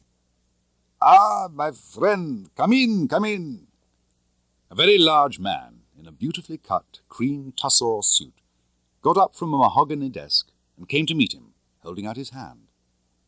A hint of authority behind the loud, friendly voice reminded Bond that this was the head of Station T, and that he was in another man's territory and theoretically under his command. Bond was 6 feet tall, but this man was at least 2 inches taller, and he gave the impression of being twice as broad and twice as thick. Bond looked up into two wide-apart, smiling blue eyes in a large, smooth brown face with a broken nose. The eyes were watery and veined with red, like the eyes of a hound who lies too often too close to the fire. Bond recognized them as the eyes of furious dissipation. The face was vaguely gypsy-like in its fierce pride, and in the heavy curling black hair and crooked nose, and the effect of a vagabond soldier of fortune was heightened by the small, thin gold ring that Kerim wore in the lobe of his right ear. Bond thought he had never seen so much vitality and warmth in a human face. He smiled at Kerim with a friendliness he rarely felt for a stranger. "Thanks for sending the car to meet me last night," he said. "Oh, I am merely concerned with making these things easy and comfortable for you, so that you will at least enjoy your stay, even if it is fruitless. And, since we are talking of your comfort, how is your hotel? I was surprised you chose the palace. It is little better than a disorderly house, and it's quite a haunt of the Russians." "Well, it's not too bad. I just didn't want to stay at the Istanbul Hilton or one of the other smart places." Kerim rang a bell on his desk. "Do you like your coffee plain or sweet? In Turkey we cannot talk seriously without coffee or raki, and it is too early for raki." "Plain, please." The door behind Bond opened. Kerim barked an order. When the door was shut, Kerim unlocked a drawer and took out a file. He smacked his hand down on it. "My friend," he said grimly, "I do not know what to say about this case." He leant back in his chair and linked his hands behind his neck. "Does this girl really love her idea of you? Will she love you when she sees you? Will you be able to love her enough to make her come over?" Bond made no comment. There was a knock on the door, and the head clerk put a china eggshell, enclosed in gold filigree, in front of each of them and went out. Bond sipped his coffee and put it down. It was good, but thick with grains. Kerim swallowed his at a gulp and fitted a cigarette into his holder and lit it. "However, there is nothing we can do about this love matter," he continued, speaking half to himself. "We can only wait and see. In the meantime, there are other things. There is something going on in the enemy camp, my friend. There are comings and goings. If the stakes were not so big, I would say to you, go home, my friend, go home. There is something here to get away from." Kerim sat back. The tension went out of his voice. He barked out a harsh laugh. "But we are not old women, and this is our work. So, let us get on with the job. First of all, is there anything I can tell you that you do not know? Girl has made no sign of life since my signal, and I have no other information." "There's only one thing I want to know," said Bond flatly. "What do you think of this girl? Do you believe her story or not? If she hasn't got some sort of a hysterical crush on me, the whole business falls to the ground, and it's some complicated MGB plot that we can't understand." "Ah, my friend, that is what I asked myself then, and it is what I asked myself the whole time since. But who can tell if a woman is lying about these things? Her eyes were bright, those beautiful, innocent eyes. Her voice was urgent and frightened at what she was doing and saying. Her knuckles were white on the guard rail of the ship. But what was in her heart, God alone knows." He brought his hands down resignedly. He placed them flat on the desk and looked straight at Bond. "There is only one way of telling if a woman really loves you, and even that way can only be read by an expert." "Yes," said Bond dubiously. "I know what you mean. In bed." Coffee came again, and then more coffee, and the big room grew thick with cigarette smoke as the two men took each shred of evidence, dissected it, and put it aside. At the end of an hour, they were back where they'd started. It was up to Bond to solve the problem of this girl, and, if he was satisfied with her story, get her and the machine out of the country. Kerim undertook to look after the administrative problems. "You must have a passport," he said. "One will be sufficient. She can travel as your wife. One of my men will take your photograph, and he will find a photograph of some girl who looks more or less like her. As a matter of fact, an early picture of Greta Garbo would serve. There is a certain resemblance. He can get one from the newspaper files. I will speak to the Consul General. He is an excellent fellow who likes my little cloak and dagger plots. The passport will be ready by this evening. What name would you like to have? Take one out of a hat, said Bond. Oh, Somerset. Yes, my mother came from there. David Somerset. Profession, company director. That means nothing. And the girl, let us say Caroline. Yes, she looks like a Caroline. A couple of clean-limbed young English people with a taste for travel. If you have to get out quickly, leave your hotel bill and luggage to me. They know me well enough at the palace. Anything else? I can't think of anything. Kerim looked at his watch. 12 o'clock.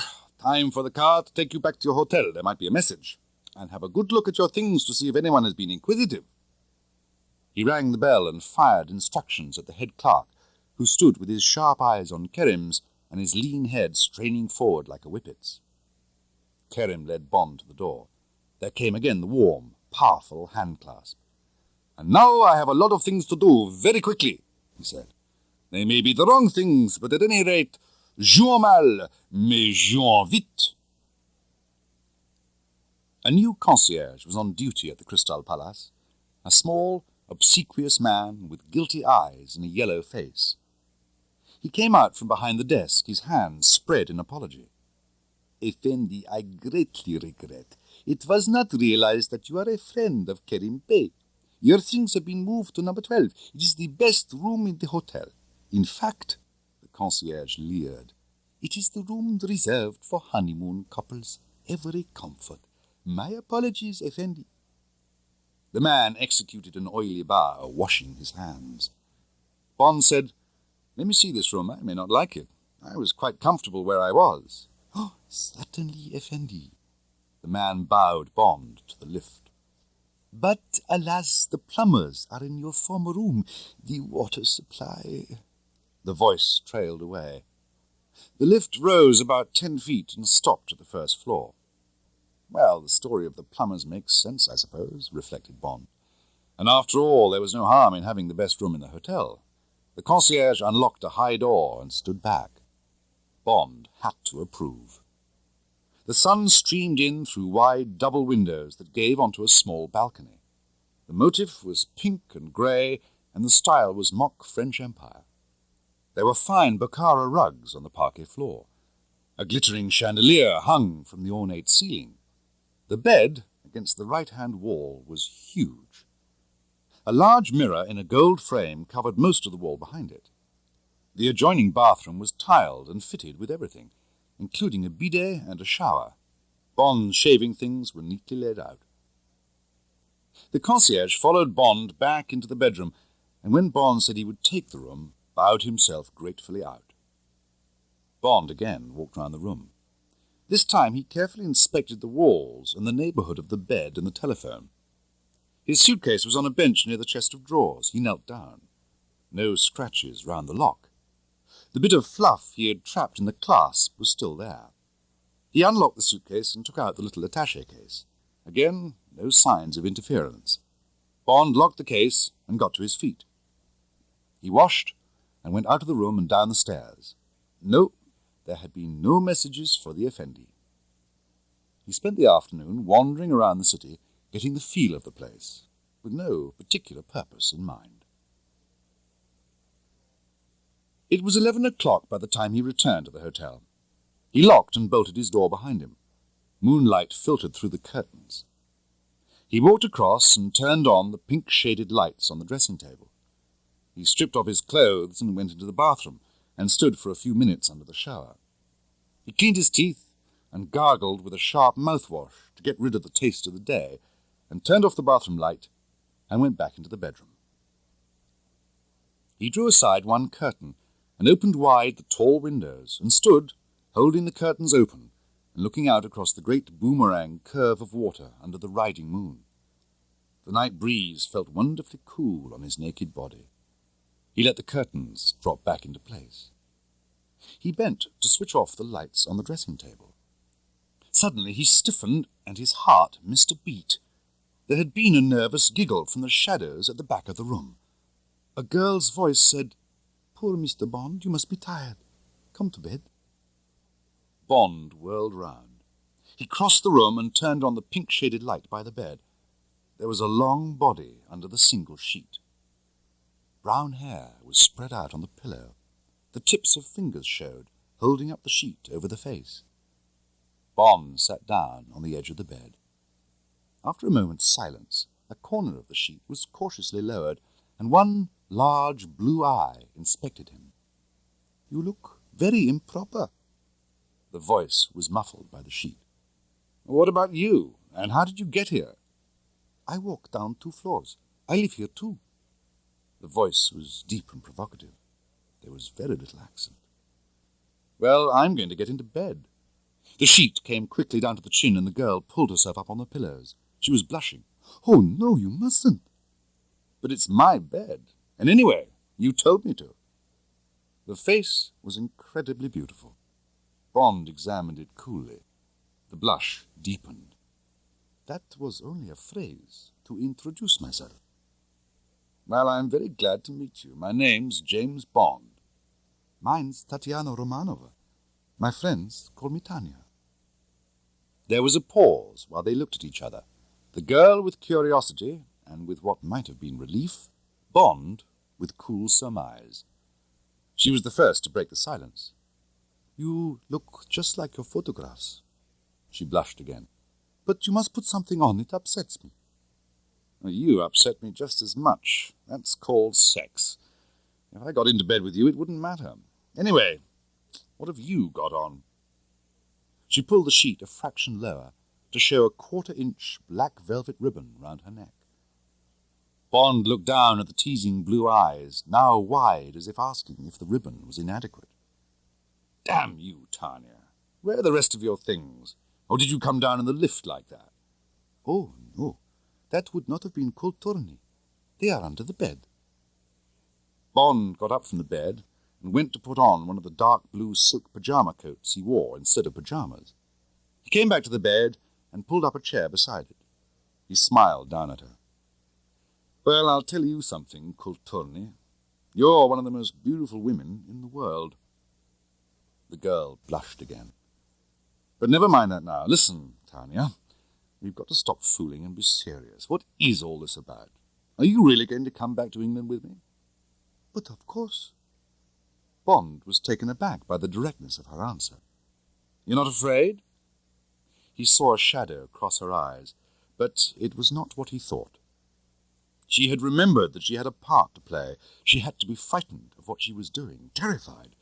It had sounded so easy, this acting, but now it was difficult. She decided to compromise. "Yes, I am afraid, but not so much now. You will protect me." "Well, yes, of course I will. There's nothing to worry about. I'll look after you." And now for the question he'd been shirking. He felt a ridiculous embarrassment. The girl wasn't in the least what he'd expected. It was spoiling everything to ask the question, but it had to be done. "What about the machine?" It was as if he had cuffed her across the face. Pain showed in her eyes and the edge of tears. "So, that is what you want?" "Now listen," Bond put nonchalance in his voice. "This machine's got nothing to do with you and me. But my people in London want it." He remembered security. He added blandly, "It's not all that important. They know all about it. They just think it's a wonderful Russian invention. They just want one to copy." "Now you're lying." A big tear rolled out of one wide blue eye and down the soft cheek and onto the pillow. "For God's sake, Tanya, you must know that I've got a job to do. Just say one way or the other and we'll forget about it. There are lots more things to talk about. We've got to arrange our journey and so on." Tatiana dabbed her eyes with the sheet. Brusquely, she pulled the sheet down to her shoulders again. She knew that she had been forgetting her job. If only he had said the machine didn't matter to him so long as she would come. But that was too much to hope for. He was right. He had a job to do. So had she. She looked up at him calmly. "I will bring it, have no fear. But do not let us mention it again. And now, listen." She sat up straighter on the pillows. "We must go tomorrow night." She remembered her lesson. "It is the only chance. Tomorrow evening I am on night duty from 6 o'clock. I shall be alone in the office, and I will take the Spectre." Bond's eyes narrowed. His mind raced as he thought of the problems that would have to be faced. Where to hide her? How to get her out to the first plane after the loss had been discovered? It was going to be a risky business.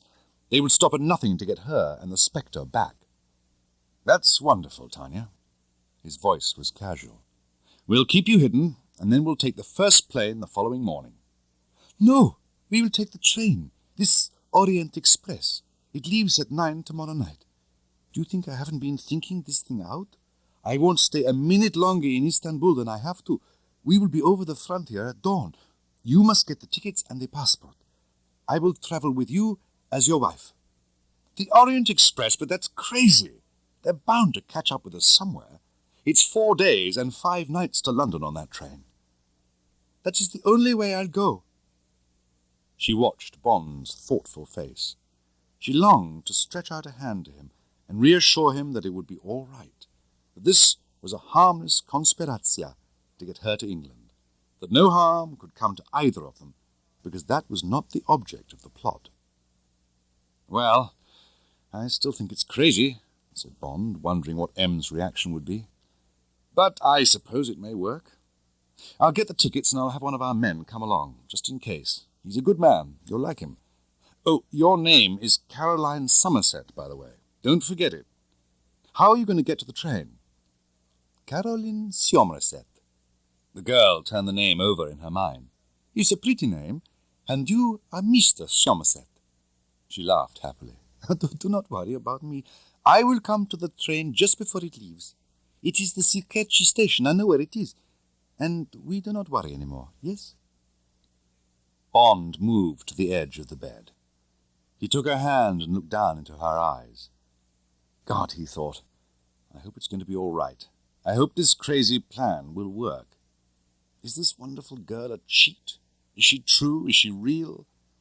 The eyes told him nothing, except that the girl was happy, and that she wanted him to love her, and that she was surprised at what was happening to her. Tatiana's other hand came up and round his neck, and pulled him fiercely down to her.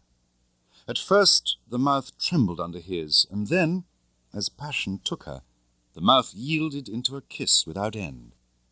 Bond reached up and took the edge of the sheet and pulled it right down and threw it off the end of the huge bed. She was wearing nothing but the black ribbon round her neck and black silk stockings rolled above her knees. Above them, and unknown to both of them, behind the gold-framed false mirror on the wall over the bed, the two photographers from SMERSH sat close together in the cramped cabinet de voyeur, as, before them, so many friends of the proprietor had sat on a honeymoon night in the stateroom of the Crystal Palace. And the viewfinders gazed coldly down on the passionate arabesques the two bodies formed, and broke, and formed again, and the clockwork mechanism of the cine cameras whirred softly on and on. The Orient Express screeched slowly round the Seraglio Point. The lighthouse lit up the roofs of the dreary shacks along the railway line. A signal box loomed up in the blue dusk outside the window. Tatiana watched Bond get up and pull down the window and crane out into the darkness. His body was close to her. She moved her knee so that it touched him. How extraordinary, this passionate tenderness that had filled her ever since she'd seen him last night, standing at the window, his arms up to hold the curtains back, his profile under the tousled black hair, intent and pale in the moonlight. There came a soft double knock on the door. "That'll be my friend Kerim," Bond said. "I must talk to him. I'll tell the conductor to make up the bed. Stay here while he does it. I won't be long." He leant forward and touched her hand, and looked at her wide eyes and at her rueful, half-opened lips. "We'll have all the night to ourselves. But first I must see that you're safe." He unlocked the door and slipped out. Darko Kerim's huge bulk was blocking the corridor. He was leaning on the brass guardrail, smoking and gazing moodily out towards the Sea of Marmara that receded as the long train snaked away from the coast and turned inland and northwards. Bond leaned on the rail beside him. Kerim said softly, "The news is not good. There are 3 of them on the train. Obviously, they're on to you and the girl." He glanced sharply sideways. That makes her a double, or doesn't it? Bond's mind was cool. So, the girl had been bait. And yet, no, damn it, she couldn't be acting. It wasn't possible. The cipher machine? Perhaps, after all, it wasn't in that bag. Wait a minute, he said. He turned and knocked softly on the door. He heard her unlock it and slip the chain. He went in and shut the door. She looked surprised. She had thought it was the conductor come to make up the beds. She smiled radiantly. You have finished? Sit down, Tatiana. I've got to talk to you. Now she saw the coldness in his face, and her smile went out. She sat down obediently with her hands in her lap. Now listen, Tatiana. Bond's voice was deadly. Something's come up. I must look into that bag and see if the machine is there. She said indifferently, Take it down and look. Bond reached up and hauled down the heavy case and put it on the seat. He tore the zip sideways and looked in. Yes, a grey japanned metal case with 3 rows of squat keys, rather like a typewriter. He held the bag open towards her. Is that a Spectre? She glanced casually into the gaping bag. Yes. Bond zipped the bag shut and put it back on the rack. He sat down beside the girl. There are 3 MGB men on the train. What are they doing here, Tatiana? Bond's voice was soft. He watched her, searched her with all his senses. She looked up. There were tears in her eyes. Were they the tears of a child found out? But there was no trace of guilt in her face. She only looked terrified of something. You aren't going to throw me off the train now that you've got the machine? Of course not, Bond said impatiently. Don't be idiotic. But we must know what these men are doing. Did you know that they were going to be on the train? He tried to read some clue in her expression. He could only see a great relief. And what else? A look of calculation, of reserve? Yes, she was hiding something. But what? Tatiana seemed to make up her mind. James, she said, I did not know these men were on the train. I know them. They have recently arrived in Istanbul. But I was told they were leaving today for Germany, and I assumed they would go by air. That is all I can tell you. Until we arrive in England, out of reach of my people, you must not ask me more. I have done what I said I would. I am here with the machine. Have faith in me. I am certain these men do not mean us harm. Bond shrugged his shoulders. I don't know what to think, Tatiana, he said. You're keeping something from me, but I think it's something you don't know is important. And I believe you think we're safe. Well, we may be. It may be a coincidence that these men are on the train. I must talk to Kerim and decide what to do. Now, don't worry. We'll look after you. But now we must be very careful. Go to bed when the conductor has gone. And don't open the door unless you know it's me. I'll sit up tonight and watch. The conductor knocked. Bond let him in and went out into the corridor. Kerim was still there, gazing out. The train had picked up speed and was hurtling through the night, its harsh, melancholy whistle echoing back at them from the walls of a deep cutting, against the sides of which the lighted carriage windows flickered and danced. Bond told him of the conversation. It was not easy to explain to Kerim why he trusted the girl as he did. Kerim sighed resignedly. James, he said, you are now in charge. This is your part of the operation. It certainly appears that the girl has surrendered unconditionally to you. At the same time, you admit that you have surrendered to her, perhaps only partially, but you have decided to trust her. In this morning's telephone talk with M, he said that he would back your decision, but he didn't know we were to have an escort of 3 MGB men. Nor did we. It seems to me that the only thing to do, the safest thing, is to eliminate these 3 men. Get them off the train. God knows what they're here for. I don't believe in coincidences any more than you do. We are not going to share the train with these men. Now, leave it to me. This is still my country, and I have certain powers in it. And plenty of money. I cannot afford to kill them. The train would be delayed. You and the girl might get involved. But I shall arrange something. 2 of them have sleeping berths. The senior man with the moustache and the little pipe is next door to you, here in number 6. He is traveling on a German passport under the name of Melchior Bentz, salesman. The dark one, the Armenian, he is in number 12. He, too, has a German passport. Kurt Goldfarb, construction engineer. They have through tickets to Paris. I have seen their documents. I have a police card. The conductor made no trouble. He has all the tickets and passports in his cabin. The third man is a stupid, ugly-looking brute. I have not seen his passport.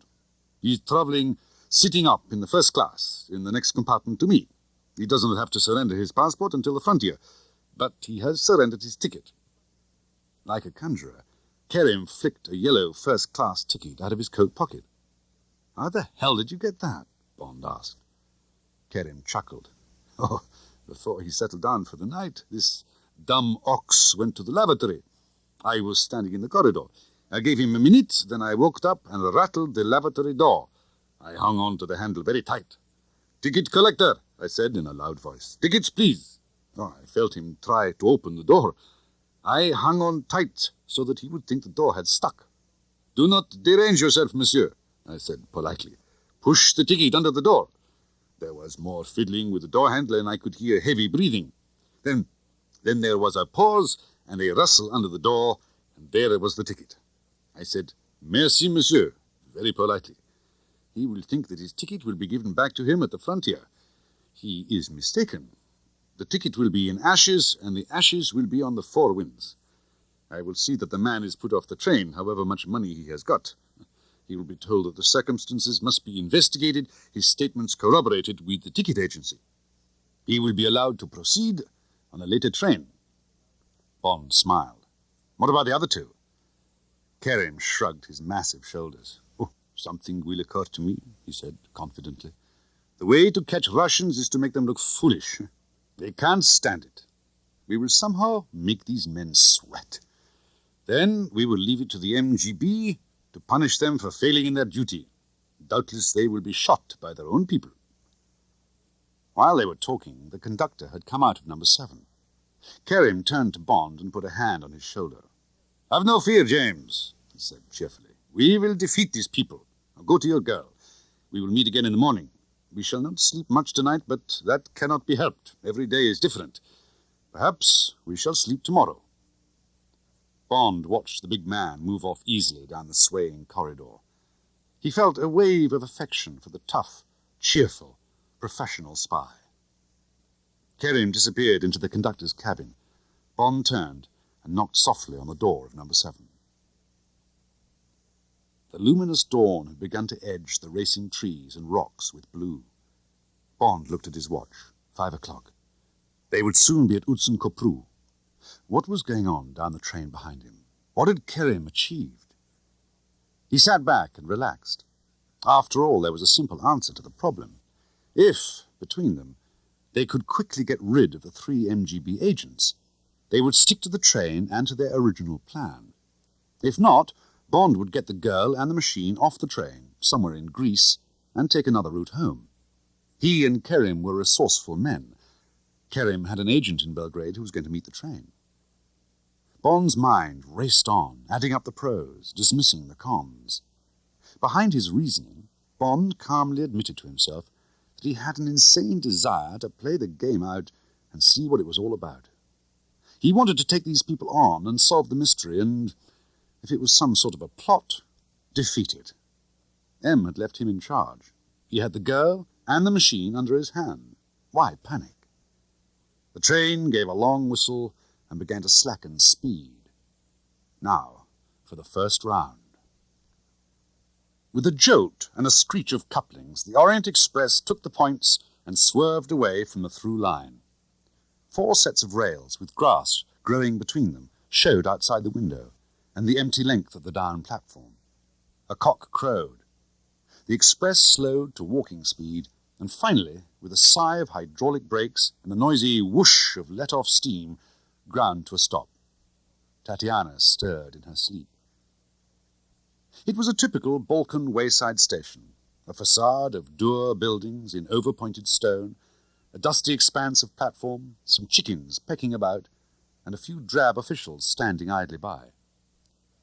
Across the platform from Bond was a closed door with a sign over it which said police. Through the dirty windows beside the door, Bond thought he caught a glimpse of the head and shoulders of Kerim. "Passport! Douane!" a plainclothes man and 2 policemen in dark green uniform, with pistol holsters at their black belts, entered the corridor. The wagon-lit conductor preceded them, knocking on the doors. At the door of number 12, the conductor made an indignant speech in Turkish, holding out the stack of tickets and passports, and fanning through them as if they were a pack of cards. When he'd finished, the plainclothes man beckoned forward the 2 policemen. He knocked smartly on the door, and when it was open, stepped inside. The 2 policemen stood guard behind him. Bond edged down the corridor. He could hear a jumble of bad German. One voice was cold, the other was frightened and hot. The passport and ticket of Herr Kurt Goldfarb were missing. Had Herr Goldfarb removed them from the conductor's cabin? Certainly not. Had Herr Goldfarb in truth ever surrendered his papers to the conductor? Naturally. Then the matter was unfortunate. An inquiry would have to be held. No doubt the German legation in Istanbul would put the matter right. Meanwhile, it was regretted that Herr Goldfarb could not continue his journey. No doubt he would be able to proceed tomorrow. Herr Goldfarb would get dressed. His luggage would be transported to the waiting room. The MGB man who erupted into the corridor was the dark, Caucasian one. His sallow face was grey with fear. His hair was awry, and he was dressed only in the bottom half of his pyjamas. But there was nothing comical about his desperate flurry down the corridor. He brushed past Bond. At the door of number 6 he paused and pulled himself together. He knocked with tense control. The door opened on the chain, and Bond glimpsed a thick nose and part of a moustache. The chain was slipped, and Goldfarb went in. 5 minutes later the door was flung back. The plainclothes men, now erect with authority, beckoned forward the policeman. He spoke to them harshly in Turkish. He turned back to the coupe. "Consider yourself under arrest, mein Herr. Attempted bribery of officials is a grave crime in Turkey." There was an angry clamour in Goldfarb's bad German. It was cut short by one hard sentence in Russian.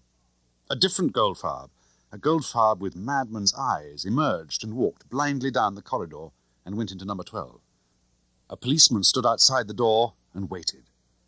"And your papers, mein Herr? Please step forward. I must verify this photograph." The plainclothes man held the green-backed German passport up to the light. Reluctantly, his heavy face pale with anger, the MGB man who called himself Bentz stepped out into the corridor in a brilliant blue silk dressing gown. The plainclothes man slapped the passport shut and handed it to the conductor. "Your papers are in order, mein Herr." He saluted coldly and moved on down the corridor. The MGB man went back into number 6. He slammed the door behind him. Pity, thought Bond. One had got away. Bond turned back to the window. A bulky man, wearing a grey Homburg and with an angry boil on the back of his neck, was being escorted through the door marked Police. Down the corridor, a door slammed. Goldfarb, escorted by the policeman, stepped down off the train. With bent head, he walked across the dusty platform and disappeared through the same door. The engine whistled, a new kind of whistle, the brave, shrill blast of a Greek engine driver. There was a jerk and a diminishing crescendo of explosive puffs from the engine. Bond pulled down the window and took a last look back at the Turkish frontier, where 2 men would be sitting in a bare room under what amounted to sentence of death. 2 birds down, he thought. 2 out of 3. The odds looked more respectable. He made up his mind. He would stay on the train and see the thing through. The train hurried south towards the Gulf of Venice at the head of the Aegean. There came a knock on the door. It was Kerim. Bond let him in. Kerim bowed towards the girl. "I fear the careers of your 2 comrades have come to a sad end, Mrs. Somerset." "How did you do it?" asked Bond. "Oh, money and influence. $500 to the conductor. Some big talk to the police. It was lucky our friend tried a bribe. A pity that crafty Bentz next door didn't get involved. I couldn't do the passport trick twice. We will have to get him some other way. The man with the boils, he was easy. He knew no German, and travelling without a ticket is a serious matter. Ah, well, the day has started favourably. We have won the first round, but our friend next door will now be very careful. He knows what he has to reckon with. We must watch to see if he makes a telephone call at one of the stations, but I doubt if he could tackle the Greek telephone exchange. He will probably wait until we are in Yugoslavia. But there, I have my machine. We can get reinforcements if we need them. Kerim got to his feet and opened the door. And now, I think it is time for lunch. Bond and the girl followed him out into the corridor. They had lunch with the heavy bag under the table between Bond's feet. The MGB man called Bentz avoided the restaurant car. They saw him on the platform buying sandwiches and beer from a buffet on wheels. Bond suddenly felt very tired, and his tiredness made him feel that they were turning this dangerous journey into a picnic. Tatiana noticed his silence. She got up and said that she must rest. As they went out of the restaurant car, they heard Kerim calling gaily for brandy and cigars. Back in the compartment, Tatiana said firmly, "Now it is you who will sleep." She drew down the blind and shut out the hard afternoon light and the endless baked fields of maize and tobacco and wilting sunflowers. The compartment became a dark green underground cavern. Bond wedged the doors and gave her his gun, and stretched out with his head in her lap, and was immediately asleep. The long train snaked along the north of Greece below the foothills of the Rhodope Mountains. Xanthi came, and Drama, and Serai, and then they were in the Macedonian highlands, and the line swerved due south towards Salonika. It was dusk when Bond awoke, and he went out to stand in the corridor. Kerim was suddenly beside him. He examined Bond's face and said slyly, "You should not sleep so long. You have been missing the historic landscape of northern Greece, and it is time for the premier service." "All you think about is food," said Bond. He gestured back with his head. "What about our friend?" "Oh, he has not stirred. The conductor has been watching for me. That man will end up the richest conductor in the Wagon-Lee Company. Have you found out anything more from this Russian princess you have in there?" "I still feel disquiet. Everything is too peaceful. Those two men we left behind may have been quite innocently bound for Berlin, as the girl says. This Bentz may be keeping to his room because he is frightened of us. All is going well with our journey, and yet, I have a feeling that you and I and this girl are pawns on a very big board, and that we are being allowed our moves because they do not interfere with the Russian game." "Well, what is the object of the plot?" asked Bond. "What can they want to achieve? We always get back to that. I know the girl is hiding something, but I think it's only some small secret she thinks is unimportant. You must admit she's lived up to her story. If it was me, my friend, I would slip off the train at Salonika with the machine and, if you like, with the girl also. I would take a hired car to Athens and get on the next plane for London. But you already know these things, my friend. Hurry up the girl. We will go and eat." They finished their dinner as the train pulled into the hideous modern junction of Thessaloniki. With Bond carrying the heavy little bag, they went back down the train and parted for the night. "We shall soon be disturbed again," warned Kerim. "There is the frontier at 1 o'clock. The Greeks will be no trouble, but those Yugoslavs like waking up anyone who's travelling soft. If they annoy you, send for me. Even in their country there are some names I can mention." Bond dozed wakefully as the train laboured up the moonlit valley of the Vardar towards the instep of Yugoslavia. Tatiana slept with her head in his lap. 10 minutes after they had arrived at the Greek frontier station of Idomeni, there was a hasty knocking on the door. It woke the girl. Bond slipped from under her head. He put his ear to the door. "What is it?" he said. "Le conducteur, monsieur, there has been an accident. Your friend Kerim Bey—" "Wait," said Bond fiercely. He fitted the Beretta into its holster and put on his coat. He tore open the door. The conductor's face was yellow under the corridor light. "This way, monsieur," he said urgently. He ran down the corridor towards the first class. Officials were clustered round the open door of the second compartment. They were standing, staring. The conductor made a path for Bond. Bond reached the door and looked in. The hair stirred softly on his head. Along the right-hand seat were two bodies. They were frozen in a ghastly death struggle that might have been posed for a film. Underneath was Kerim, his knees up in a last effort to rise. The hilt of a dagger protruded from his neck near the jugular vein. His head was thrust back, and the empty, bloodshot eyes stared up at the ceiling. The mouth was contorted into a snarl. A thin trickle of blood ran down the chin. Half on top of him sprawled the heavy body of the MGB man called Bentz, locked there by Kerim's left arm round his neck. Kerim's right arm lay across the man's back, almost casually. The hand ended in a closed fist and the knob of a knife hilt, and there was a wide stain on the coat under the hand. Bond listened to his imagination. It was like watching a film. The sleeping Kerim, the man slipping quietly through the door, 2 steps forward, and the swift stroke at the jugular. Then the last violent spasm of the dying man as he flung up an arm and clutched his murderer to him and plunged the knife down towards the 5th rib. This wonderful man who had carried the sun with him. Now he was extinguished, totally dead. Bond turned brusquely and walked out of sight of the man who had died for him. The Orient Express steamed slowly into Belgrade at 3 o'clock in the afternoon, half an hour late. Tatiana sat huddled in her sable coat beside the door, watching Bond, wondering if she'd lost him forever. He had asked sharp, brutal questions. She'd fought desperately back, sticking coldly to her story. She knew that now, if she told him everything, told him, for instance, that SMERSH was involved, she would certainly lose him forever. There was a knock on the door. Bond got up and opened it. A tough, cheerful, India-rubbery man with Kerim's blue eyes and a mop of tangled fair hair above a brown face exploded into the compartment. "Stefan Trempo at your service." The big smile embraced them both. "They call me Tempo. Where is the chief?" "Sit down," said Bond. The man looked sharply at them both. He sat down carefully between them. The bright eyes stared at Bond with a terrible intensity in which there was fear and suspicion. When Bond had finished, the man stood up. He didn't ask any questions. He said, "Thank you, sir. Will you come, please? We will go to my apartment. There's much to be done."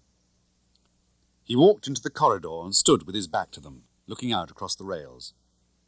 When the girl came out, he walked down the corridor without looking back. Bond followed the girl, carrying the heavy bag and his little attaché case. The 2-roomed flat had nondescript furniture and heavy red plush curtains, drawn back to show the blank windows on the other side of the street. Tempo said, "Please, sir, make yourself and Madame at home. There is a bathroom. No doubt you would both like to have a bath. There is food in the kitchen. I will return at 9 and take you to the train. Please treat my flat as your own." Without waiting for Bond's reply, he walked out and softly shut the door. Bond went into the bedroom. He picked up the telephone and talked in German to the long-distance exchange. Half an hour later, there was the quiet voice of M.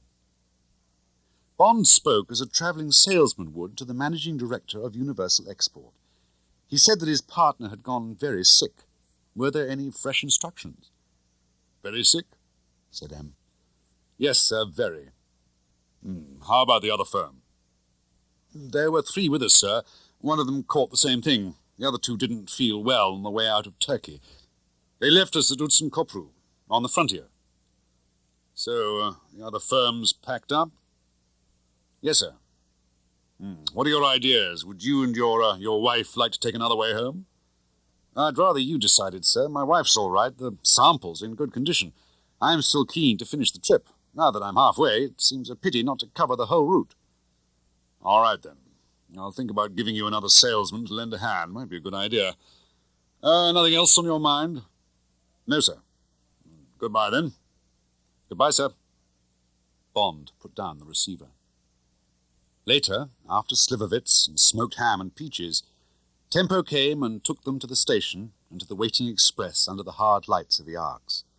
He said goodbye, quickly and coldly, and vanished down the platform and back into his dark existence.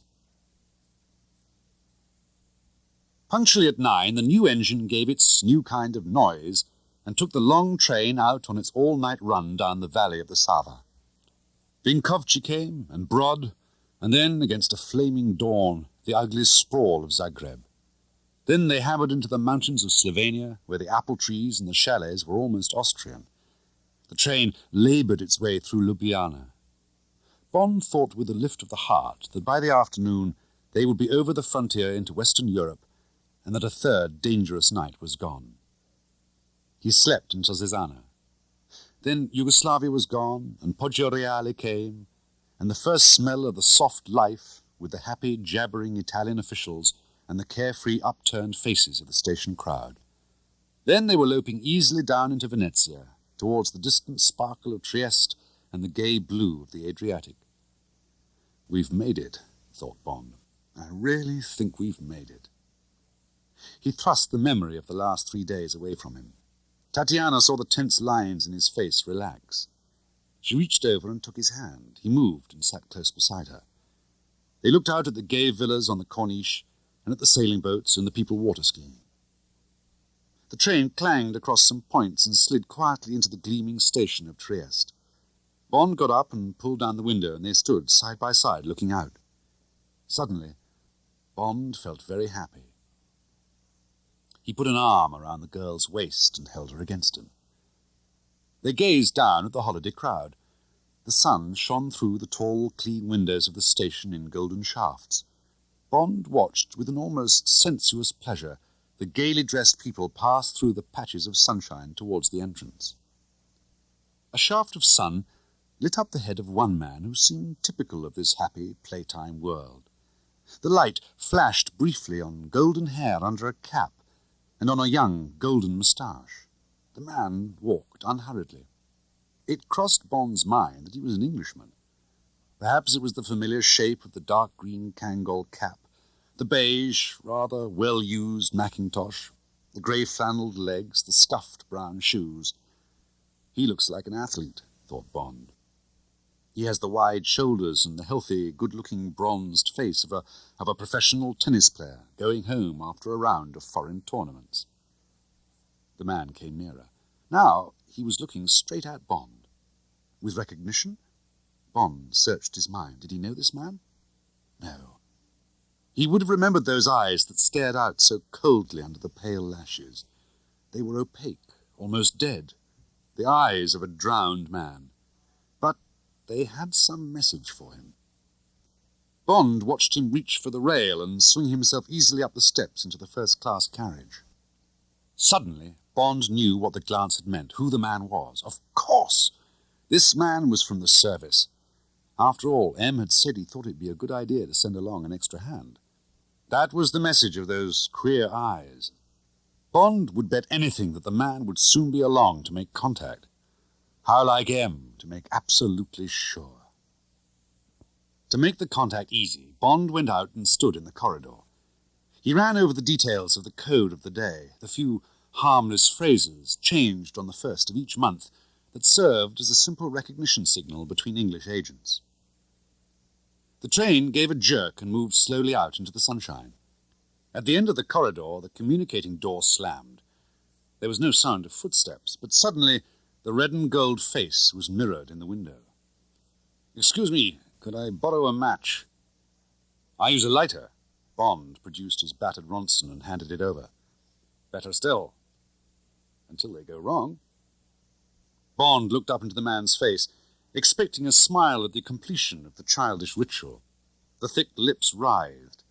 There was no light in the very pale blue eyes. Bond said, "Glad to see you. How did it happen?" "I got a signal late last night. Personal from M. Shook me, I can tell you, old man." Curious accent. What was it? A hint of brogue and something else Bond couldn't define. Probably came from living too long abroad and talking foreign languages all the time. And that dreadful old man at the end. "Must have," said Bond sympathetically. "What did it say?"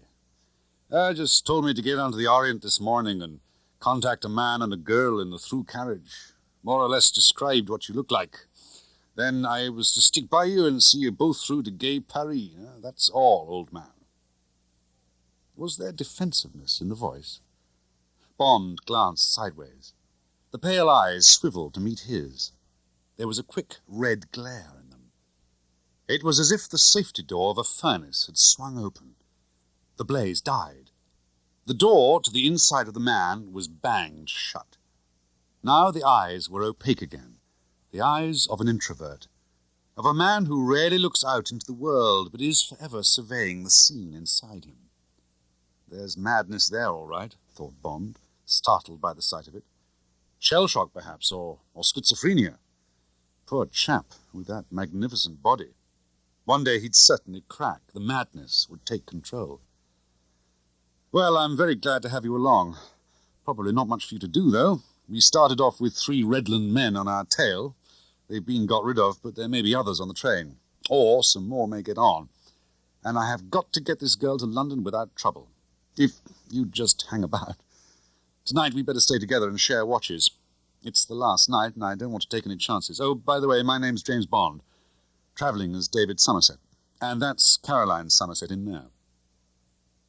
The man fished in his inside pocket and produced a battered note-case. He extracted a visiting card and handed it to Bond. It said, Captain Norman Nash, and in the left-hand bottom corner, Royal Automobile Club. Bond put the card in his pocket. Thanks, he said. Well, Nash, come and meet Mrs. Somerset. No reason why we shouldn't travel more or less together. He smiled encouragingly. Again, the red glare quickly extinguished. The lips writhed under the young, golden moustache. Delighted, old man. Bond turned to the door, knocked softly, and spoke his name. The door opened. Bond beckoned Nash in and shut the door behind him. Padua came, and Vicenza, and a fabulous sunset over Verona flickered gold and red through the cracks of the blind. Bond went into the corridor and leant against the guardrail. He looked out at the fading pink light over the Lombardy plain and thought of Tatiana and of the future. Nash's face slid up alongside his in the dark glass. I think I've spotted one of the Oppo, old man, he said softly. Bond was not surprised. He had assumed that if it came, it would come tonight. Almost indifferently, he said, Who is he? I don't know what his real name is, but he's been through Trieste once or twice. Something to do with Albania. In number 9, right next to you. I don't think I could be wrong about him, old man. Bond glanced at the eyes in the big brown face. Again, the furnace door was ajar. The red glare shone out and was extinguished. Good thing you spotted him. This may be a tough night. You'd better stick by us from now on. We mustn't leave the girl alone. That's what I thought, old man. They had dinner together. It was a silent meal. Nash sat beside the girl and kept his eyes on his plate. He held his knife like a fountain pen and frequently wiped it on his fork. He was clumsy in his movements. Halfway through the meal, he reached for the salt and knocked over Tatiana's glass of Chianti. He apologized profusely. He made a great show of calling for another glass and filling it. Coffee came. Now it was Tatiana who was clumsy. She knocked over her cup. She'd gone very pale, and her breath was coming quickly. Nash jumped up and took charge. Ladies come over queer, he said shortly. Allow me. He reached down and put an arm round the girl and lifted her to her feet. I'll take her back to the compartment. You'd better look after the bag and see to the bill. I can take care of her till you come.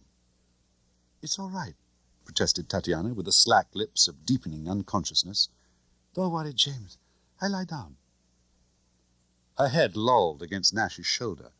Nash put one thick arm round her waist and manoeuvred her quickly and efficiently down the crowded aisle and out of the restaurant car. Bond impatiently snapped his fingers for the waiter. She must be dead beat, he thought. Why hadn't he realized the strain she was going through? He cursed himself for his selfishness. Thank heavens for Nash. Efficient sort of chap, for all his uncouthness.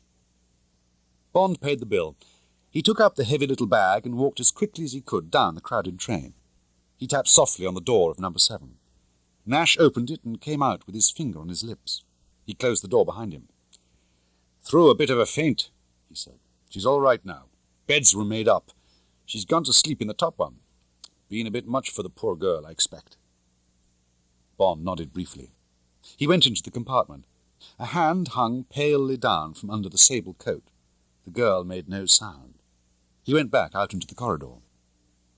Nash looked at him with empty eyes. Well, I suppose we'd better settle in for the night. I've got my book. He held it up. War and Peace. Been trying to plough through it for years. You take the first sleep, old man. You look pretty flaked out yourself.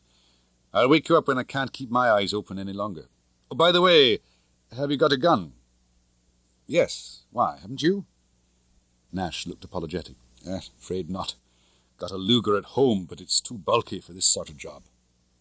Oh, well, said Bond reluctantly. You'd better take mine. Come on in. They went in, and Bond shut the door. He took out the Beretta and handed it over. 8 shots, he said softly. Semi-automatic. It's on safe. Nash took the gun and weighed it professionally in his hand. He clicked the safe on and off. Bond hated someone else touching his gun. He said gruffly, "It's a bit on the light side, but it'll kill if you put the bullets in the right places." Nash nodded. He sat down near the window at the end of the bottom bunk. "I'll take this end," he said. "Good field of fire." He put his book down on his lap and settled himself. Bond took off his coat and tie and laid them on the bunk beside him. He leant back against the pillows and propped his feet on the bag with the Spectre that stood on the floor beside his attaché case. He picked up his book and found his place and tried to read. After a few pages he found that his concentration was going. He was too tired. He laid the book down on his lap and closed his eyes. Could he afford to sleep? Was there any other precaution they could take? The wedges. Bond felt for them in the pocket of his coat. He slipped off the bunk and knelt and forced them hard under the 2 doors. Then he settled himself again and switched off the reading light behind his head. The violet eye of the night light shone softly down. "Thanks, old man," said Captain Nash softly. The train gave a moan and crashed into a tunnel. The light nudge at his ankle woke Bond. He didn't move. His senses came to life like an animal's. The spectral eye of the nightlight cast its deep velvet sheen over the little room. No sound came from the upper bunk. By the window, Captain Nash sat in his place, his book open on his lap, a flicker of moonlight from the edges of the blind showing white on the double page. He was looking fixedly at Bond. Bond registered the intentness of the violet eyes. The lips parted. There was a glint of teeth. "Sorry to disturb you, old man. I feel in the mood for a talk." What was there new in the voice? Bond put his feet softly down on the floor. He sat up straighter. Danger, like a third man, was standing in the room. He lifted his wrist to look at the time. The violet light defeated the phosphorus numerals. He tilted the face towards the strip of moonlight from the window. From the direction of Nash there came a sharp click. Bond felt a violent blow on his wrist. Splinters of glass hit him in the face. His arm was flung back against the door. The book was still open on Nash's lap, but now a thin wisp of smoke was coming out of the hole at the top of its spine, and there was a faint smell of fireworks in the room. The saliva dried in Bond's mouth as if he'd swallowed alum. So there had been a trap all along, and the trap had closed. Captain Nash had been sent to him by Moscow, not by M. And the MGB agent in number 9 was a myth, and Bond had given Nash his gun. He'd even put wedges under the doors so that Nash would feel more secure. Bond shivered, not with fear, with disgust. Nash spoke. "That will save us a great deal of argument, old man. Just a little demonstration. They think I'm pretty good with this little bag of tricks. There are 10 bullets in it, .25 dum-dum, fired by an electric battery. Now, let's get down to business. I expect you'd like to know what this is all about. We've got about half an hour before you're due to go. It'll give me an extra kick, telling the famous Mr. Bond of the Secret Service what a bloody fool he is. You see, old man, you're not so good as you think. You're just a stuffed dummy, and I've been given the job of letting the sawdust out of you. You're going to die in half an hour. No mistake about it. I've never made a mistake, or I wouldn't have my job. What is your job? Chief Executioner of SMERSH. You know the name, I believe, old man. SMERSH. So that was the answer, the worst answer of all. And this was their chief killer. Bond remembered the red glare that flickered in the opaque eyes. A killer, a psychopath, manic-depressive probably, a man who really enjoyed it. What a useful man for SMERSH to have found. Where does the girl come into all this? Part of the bait, don't worry. She won't butt in on our talk. Fed her a pinch of chloral hydrate when I poured her that glass of wine. She'll be out for the night. And then for every other night. She's to go with you. Oh, really? Bond slowly lifted his aching hand onto his lap, flexing the fingers to get the blood moving. Well, let's hear the story. Careful, old man. No tricks. No Bulldog Drummond stuff will get you out of this one. If I don't like even the smell of a move, it'll be just one bullet through the heart. Remember, I don't miss. Ever. Good show, said Bond carelessly. But don't be frightened. You've got my gun, remember. Get on with your story. All right, old man. You see, SMERSH decided to kill you. At least I gather it was decided even higher up, right at the top. Seems they want to take one good hard poke at the Secret Service, bring them down a peg or two. You follow me? Why me? Said Bond. Oh, don't ask me, old man. But they say you've got quite a reputation in your outfit. The way you're going to be killed is going to bust up the whole show. It's been 3 months cooking, this plan, and it's a beaut. You see, we've got quite a planner in SMERSH, a man called Kronstein.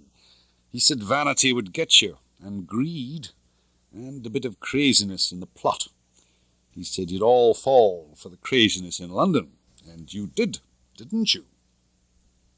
Yes, they had indeed. Bond remembered just how much the eccentric angles of the story had aroused their curiosity. And vanity? Yes, he had to admit that the idea of this Russian girl being in love with him had helped. And there'd been the spectre. That had decided the whole thing. Plain greed for it. He said noncommittally, we were interested. Then came the operation. Our head of operations is quite a character. I'd say she's killed more people than anyone in the world, or arranged for them to be killed. Yes, it's a woman, name of Klebb, Rosa Klebb. A real swine of a woman. But she certainly knows all the tricks. Rosa Klebb. So, at the top of SMERSH there was a woman. If he could somehow survive this and get after her. The fingers of Bond's right hand curled softly. The flat voice in the corner went on. Well, she found this Romanova girl. Trained her for the job. By the way, how was she in bed? Pretty good?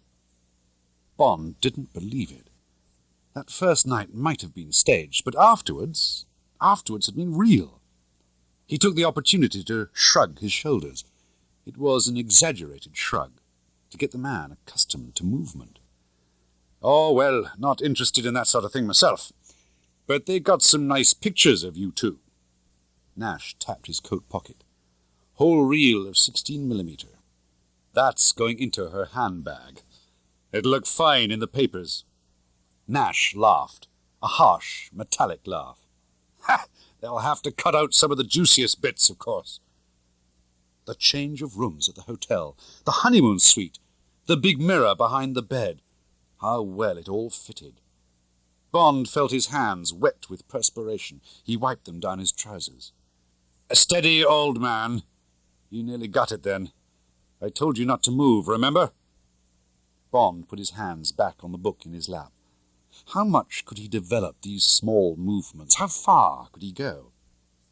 Get on with the story, he said. Did the girl know these pictures were being taken? Did she know SMERSH was involved in all this? Nash snorted. Of course she didn't know about the pictures. But I don't know much about that side. We all worked in compartments. I'd never seen her until today. I only know what I picked up. But, of course, the girl knew she was working for SMERSH. She was told she had to get to London and do a bit of spying when she got there. The silly idiot, thought Bond. Why the hell hadn't she told him that SMERSH was involved? She must have been frightened even to speak the name. Thought he would have her locked up or something. She'd always said she'd tell him everything when she got to England, that he must have faith and not be afraid. Faith? When she hadn't the foggiest idea herself what was going on. She had been as fooled as he had been. But any hint would have been enough, would have saved the life of Kerim, for instance. And what about hers and his own? Then this Turk of yours had to be got rid of. I gather that took a bit of doing. Nash took a quick glance at his wristwatch. In about 20 minutes we go into the Simplon tunnel. That's where they want it done. More drama for the papers. 1 bullet for you as we go into the tunnel. Just 1 in the heart. The noise of the tunnel will help in case you're a noisy dyer. Then 1 in the back of the neck for her, with your gun, and out of the window she goes. Then 1 more for you with your gun, with your fingers wrapped round it, of course. Plenty of powder on your shirt. Suicide. That's what it'll look like at first. But there'll be 2 bullets in your heart. That'll come out later. More mystery. Search the Simplon again. Who was the man with the fair hair? They'll find the film in her bag.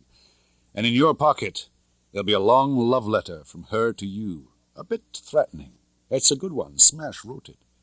It says that she'll give the film to the newspapers unless you marry her. That you promised to marry her if she stole the Spectre.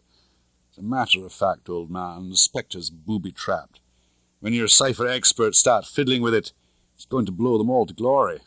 Not a bad dividend on the side. Nash chuckled dully. And then the letter says that all she's got to offer you is the machine and her body, and all about her body and what you did with it. Hot stuff, that part, right? So, what's the story in the papers? The left-wing ones that'll be tipped off to meet the train. Old man, the story's got everything. Orient Express, beautiful Russian spy, murdered in the Simplon tunnel, filthy pictures, secret cipher machine, handsome British spy with career ruined, murders her and commits suicide. Sex, spies, luxury train, Mr. and Mrs. Somerset. Oh, that'll run for months. And what a poke in the eye for the famous intelligence service. Their best man, the famous James Bond. What a shambles. Then, bang, goes the cipher machine. What's your chief going to think of you? What's the public going to think? And the government and the Americans? Talk about security. No more atom secrets from the Yanks. Nash paused and let it all sink in. With a touch of pride he said, "This is going to be the story of the century." Yes, thought Bond, yes. He was certainly right about that. The French papers would give it such a send-off there'd be no stopping it. They wouldn't mind how far they went with the pictures or anything else. There wasn't a press in the world that wouldn't pick it up. And the Spectre, would M's people or the deuxième have the sense to guess it was booby-trapped? How many of the best cryptographers in the West would go up with it? God, he must get out of this jam, but how? The top of Nash's War and Peace yawned at him. Let's see. Bond's eyes stared into the violet gloom, measuring the depth of the shadow in his corner under the roof of the top bunk, remembering exactly where his attaché case stood on the floor, guessing what Nash would do after he had fired. Bond said, "You took a bit of a gamble on my letting you team up at Trieste. And how did you know the code of the month?" "We know your code of the month for every year. As for picking you up at Trieste, I didn't. Rode down with you in the front of the train. Got out as we stopped and walked back up the platform. We were waiting for you in Belgrade. Knew you'd call your chief. Been listening in on that Yugoslav's telephone for weeks. You were in the killing bottle from the moment you got off that plane in Turkey." Bond thought, we knew SMERSH was good, but we never knew they were as good as this. The knowledge was vital. Somehow he must get it back. His mind raced round the details of his pitifully thin, pitifully desperate plan. He said, "SMERSH seems to have thought things out pretty well. Must have taken a lot of trouble. There's only one thing—" He let his voice hang in the air. "What's that, old man?" Nash, thinking of his report, was alert. "Not without a cigarette." "Okay, go ahead. But if there's a move I don't like, you'll be dead." Bond slipped his right hand into his hip pocket. He drew out his broad gunmetal cigarette case, opened it, took out a cigarette, took his lighter out of his trouser pocket, lit the cigarette, and put the lighter back. He left the cigarette case on his lap beside the book. He put his left hand casually over the book and the cigarette case, as if to prevent them slipping off his lap. He'd achieved his objective and hadn't been shot in the process. That was a start. You see, Bond described an airy circle with his cigarette to distract Nash's attention. His left hand slipped the flat cigarette case between the pages of his book. You see, it looks all right, but what about you? What are you going to do after we come out of the Simplon? The conductor knows you're mixed up with us. They'll be after you in a flash. Oh, that. Nash's voice was bored again. I get off at Dijon and take a car to Paris. I get lost there. They won't catch up with me. Matter of fact, I got a date at noon tomorrow. Room 204 at the Ritz Hotel, making my report to Rosa. Then I turn into her chauffeur, and we drive to Berlin. Ahead, the rumble of the train became a deep boom. A few more seconds, a few more yards. The oval mouth between the white pages seemed to gape wider. In a second, the dark tunnel would switch out the moonlight on the pages, and the blue tongue would lick out for him. Sweet dreams, you English bastard. The rumble became a swift, clanging roar. The spine of the book bloomed flame. The bullet, homing on Bond's heart, flashed over its 2 quiet yards. Bond pitched forward onto the floor and lay sprawled under the funereal violet light. It all had depended on the man's accuracy. Nash had said that Bond would get 1 bullet through the heart. Bond had taken the gamble that Nash's aim was as good as he said it was, and it had been.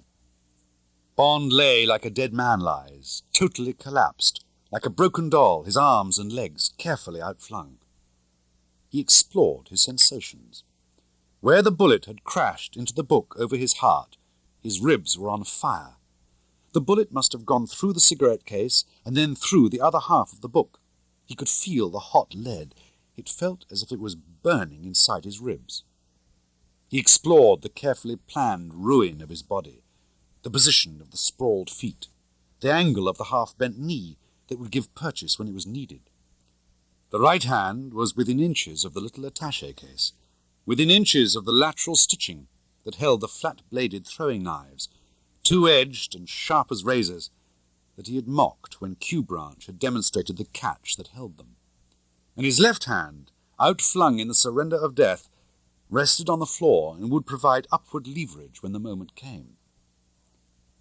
Above him there sounded a long, cavernous yawn. The brown toe-cap shifted. Bond watched the shoe-leather strain as Nash stood up. In a minute, with Bond's gun in his right hand, Nash would climb onto the bottom bunk and reach up and feel through the curtain of hair for the base of the girl's neck. Then the snout of the Beretta would nuzzle in after the probing fingers. Nash would press that trigger. The roar of the train would cover the muffled boom. Bond desperately tried to remember simple anatomy.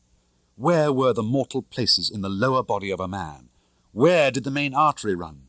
The femoral, down the inside of the thigh. If he missed, it would be disastrous. He had no illusions about being able to beat this terrific man in unarmed combat. The first violent stab of his knife had to be decisive. The brown toe-caps moved. They pointed towards the bunk. One brown shoe left the floor. It would have stepped half across Bond. The vulnerable arch would be open above his head. Bond's muscles coiled like a snake's. His right hand flickered a few centimetres to the hard stitching on the edge of the case, pressed sideways, felt the narrow shaft of the knife, drew it softly halfway out without moving his arm. The brown heel lifted off the floor, the toe bent and took the weight. Now the second foot had gone. In one violent corkscrew of motion, Bond's body twisted up from the floor. The knife flashed. The fist, with the long steel finger, and all Bond's arm and shoulder behind it, lunged upwards. Bond's knuckles felt flannel. He held the knife in, forcing it further. A ghastly, wailing cry came down to him. The Beretta clattered to the floor. Then the knife was wrenched from his hand as the man gave a convulsive twist and crashed down. Bond had planned for the fall, but as he sidestepped towards the window, a flailing hand caught him and sent him thudding onto the lower bunk. Before he could recover himself, Up from the floor rose the terrible face, its eyes shining violet, the violet teeth bared. Slowly, agonizingly, the two huge hands groped for him. Bond, half on his back, kicked out blindly. His shoe connected, but then his foot was held and twisted, and he felt himself slipping downwards. His fingers scrabbled for a hold on the bunk. Now the other hand had him by the thigh. Nails dug into him. Bond's body was being twisted and pulled down. He hammered out with his free leg. It made no difference. He was going. Suddenly, Bond's scrabbling fingers felt something hard. The book! How did one work the thing? Which way up was it? Would it shoot him or Nash? Desperately, Bond held it out towards the great sweating face. He pressed at the base of the cloth spine. Click! Bond felt the recoil. Click, click, click, click! Now he felt the heat under his fingers. The hands on his legs were going limp. The glistening face was drawing back. A noise came from the throat, a terrible, gurgling noise. Then, with a slither and a crack, the body fell forward onto the floor, and the head crashed back against the woodwork. Bond lay still and panted through clenched teeth. The galloping boom of the train began to change. It sounded hollower. With a final echoing roar, the Orient Express sped out into the moonlight and slackened speed. Bond lazily reached up and pulled at the edge of the blind. He saw warehouses and sidings. Lights shone brightly, cleanly on the rails. Good, powerful lights. The lights of Switzerland. There was a lot to be done. Even before he could see to Tatiana, there would have to be the cleaning up. He got to his feet and stepped over the sprawling legs of the dead man and turned on the top light. What a shambles! The place looked like a butcher's shop. He stripped the bedclothes off the bottom bunk and set to work. At last the job was done. The walls swabbed down around the covered bulk on the floor, the suitcases ready for the getaway to Dijon. Bond drank down a whole carafe of water. Then he stepped up and gently shook the shoulder of fur. The girl stirred sluggishly and moaned. He shook her and went on shaking until Tatiana slowly turned over on her side. Two doped blue eyes gazed into his and closed again. "What is it?" The voice was sleepily angry. Bond talked to her and bullied her and cursed her. He shook her more roughly. At last she sat up. She gazed vacantly at him. Bond pulled her legs out so that they hung down over the edge. Somehow he manhandled her down onto the bottom bunk and got to work with a wet towel and her comb. Lausanne came, and an hour later, the French frontier at Valorbe. Bond took the bags, one by one, to the end of the corridor and piled them against the exit. Then he went along to the conductor and told him that Madame was not well and that they would be leaving the train at Dijon. "Don't derange yourself," he said. "I've taken the luggage out so as not to disturb Madame. My friend, the one with the fair hair, is a doctor. He's been sitting up with us all night. I've put him to sleep in my bunk." The man was exhausted. It would be kind not to waken him until 10 minutes before Paris. "Certainement, monsieur." The conductor had not been showered with money like this since the good days of travelling millionaires. He handed over Bond's passport and tickets. The train began to slacken speed. They were coming into Dijon. Bond went back to the compartment. He dragged Tatiana to her feet and out into the corridor and shut the door on the white pile of death beside the bunk. The next day, a taxi drew up the Rue Cambon entrance to the Ritz Hotel in Paris. Bond paid off the taxi and went through the door on the left that leads into the Ritz bar. He ordered a double vodka martini. Suddenly, the last 4 days were washed off the calendar. All his duties had been taken care of. The girl was sleeping in a bedroom at the embassy. The Spectre, still pregnant with explosive, had been taken away by the bomb disposal squad of the 2e Bureau. He had spoken to his old friend René Matisse, now head of the 2e, and the concierge at the Cambon entrance to the Ritz had been told to give him a passkey and ask no questions. René had been delighted to find himself again involved with Bond in une affaire noire. "Have confidence, cher James," he had said. "I will execute your mysteries. You could tell me the story afterwards. 2 laundry men with a large laundry basket will come to room 204 at 12:15. I shall accompany them dressed as the driver of their camion. We are to fill the laundry basket and take it to Orly and await an RAF Canberra, which will arrive at 2 o'clock. We hand over the basket. Some dirty washing, which was in France, will be in England, yes?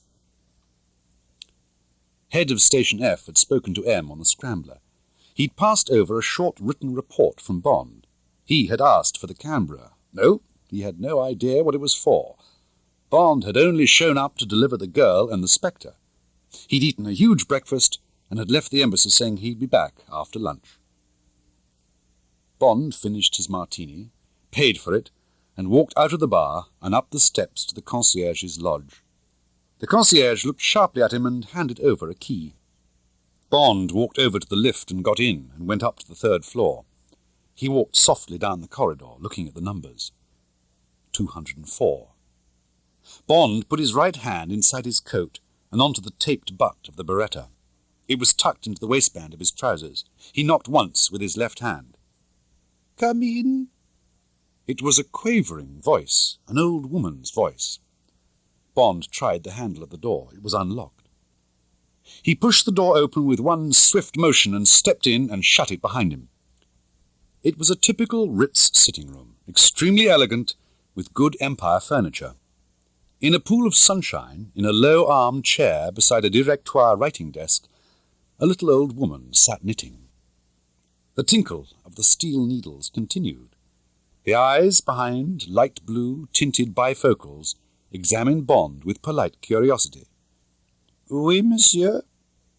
The thickly powdered, rather puffy face under the white hair showed nothing but well-bred interest. Bond's hand on the gun under his coat was taut as a steel spring. Had he made a mistake? Was this the wrong room? Could this woman possibly belong to SMERSH? She looked so exactly like the sort of respectable rich widow one would expect to find sitting by herself in the Ritz, whiling the time away with her knitting. The old-fashioned black dress, with the touch of lace at the throat and wrists, the thin gold chain that ended in a folding lorgnette, the neat little feet in the sensible black-buttoned boots that barely touched the floor. It couldn't be Klebb. Bond had got the number of the room wrong. But now he would have to play the scene through. "My name's Bond, James Bond." "And I, monsieur, am the Countess Metterstein. What can I do for you?" The French was rather thick. She might be German-Swiss. The needles tinkled busily.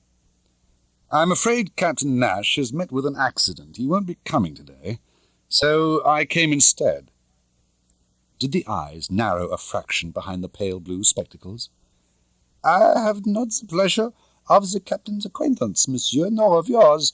Please sit down and state your business." The woman inclined her head an inch towards the high-backed chair beside the writing desk. One couldn't fault her. The graciousness of it all was devastating. Bond walked across the room and sat down. Now he was about 6 feet away from her. The desk held nothing but a tall, old-fashioned telephone with a receiver on a hook, and, within reach of her hand, an ivory-buttoned bell-push. The black mouth of the telephone yawned at Bond politely. Bond stared rudely into the woman's face, examining it. It was an ugly face, toad-like under the powder and under the tight cottage loaf of white hair. The eyes were so light brown as to be almost yellow. The pale lips were wet and blubbery below the fringe of nicotine-stained moustache. Nicotine? Where were her cigarettes? There was no ashtray, no smell of smoke in the room. Bond's hand tightened again on his gun. He glanced down at the bag of knitting, at the shapeless length of small denier beige wool the woman was working on. The steel needles, what was there odd about them? The ends were discoloured, as if they'd been held in fire. Did knitting needles ever look like that? "Eh bien, monsieur." Was there an edge to the voice? Had she read something in his face? Bond smiled. His muscles were tense, waiting for any movement, any trick. "It's no use," he said cheerfully, gambling. "You are Rosa Klebb, and you're head of OTL 2 of SMERSH. You're a torturer and a murderer. You wanted to kill me and the Romanov girl. I'm very glad to meet you at last." The eyes had not changed. The harsh voice was patient and polite. The woman reached out her left hand towards the bell-push. "Monsieur, I'm afraid you are deranged. I must ring for the valet de chambre and have you shown to the door." Bond never knew what saved his life. Perhaps it was the flash of realization that no wires led from the bell-push to the wall or into the carpet. Perhaps it was the sudden memory of the English "come in" when the expected knock came on the door. But as her finger reached the ivory knob, he hurled himself sideways out of the chair. As Bond hit the ground, there was a sharp noise of tearing calico. Splinters from the back of his chair sprayed around him. The chair crashed to the floor. Bond twisted over, tugging at his gun. Out of the corner of his eye, he noticed a curl of blue smoke coming from the mouth of the telephone. Then the woman was on him, the knitting needles glinting in her clenched fists. She stabbed downwards at his legs. Bond lashed out with his feet and hurled her sideways. As he got to one knee, he knew what the coloured tips of the needles meant. It was poison, probably one of those German nerve poisons. All she had to do was scratch him, even through his clothes. Bond was on his feet. She was coming at him again. He tugged furiously at his gun. The silencer had caught. There was a flash of light. He dodged. One of the needles rattled against the wall behind him, and the dreadful chunk of woman, the white bun of wig askew on her head, the slimy lips drawn back from her teeth, was on top of him. Bond, not daring to use his naked fists against the needles, vaulted sideways over the desk. Panting and talking to herself in Russian, Rosa Klebb scuttled round the desk, the remaining needle held forward like a rapier. Bond backed away, working at the stuck gun. The back of his legs came against the small chair. He let go the gun and reached behind him and snatched it up. Holding it by the back, with its legs pointing like horns, he went round the desk to meet her. The legs of the chair clutched the woman round the waist and over her shoulders. God, she was strong. She gave way, but only to the wall. There she held her ground, spitting at Bond over the top of the chair, while the knitting needle quested towards him like a long scorpion's sting. Bond stood back a little, holding the chair at arm's length. He took aim and high-kicked at the probing wrist.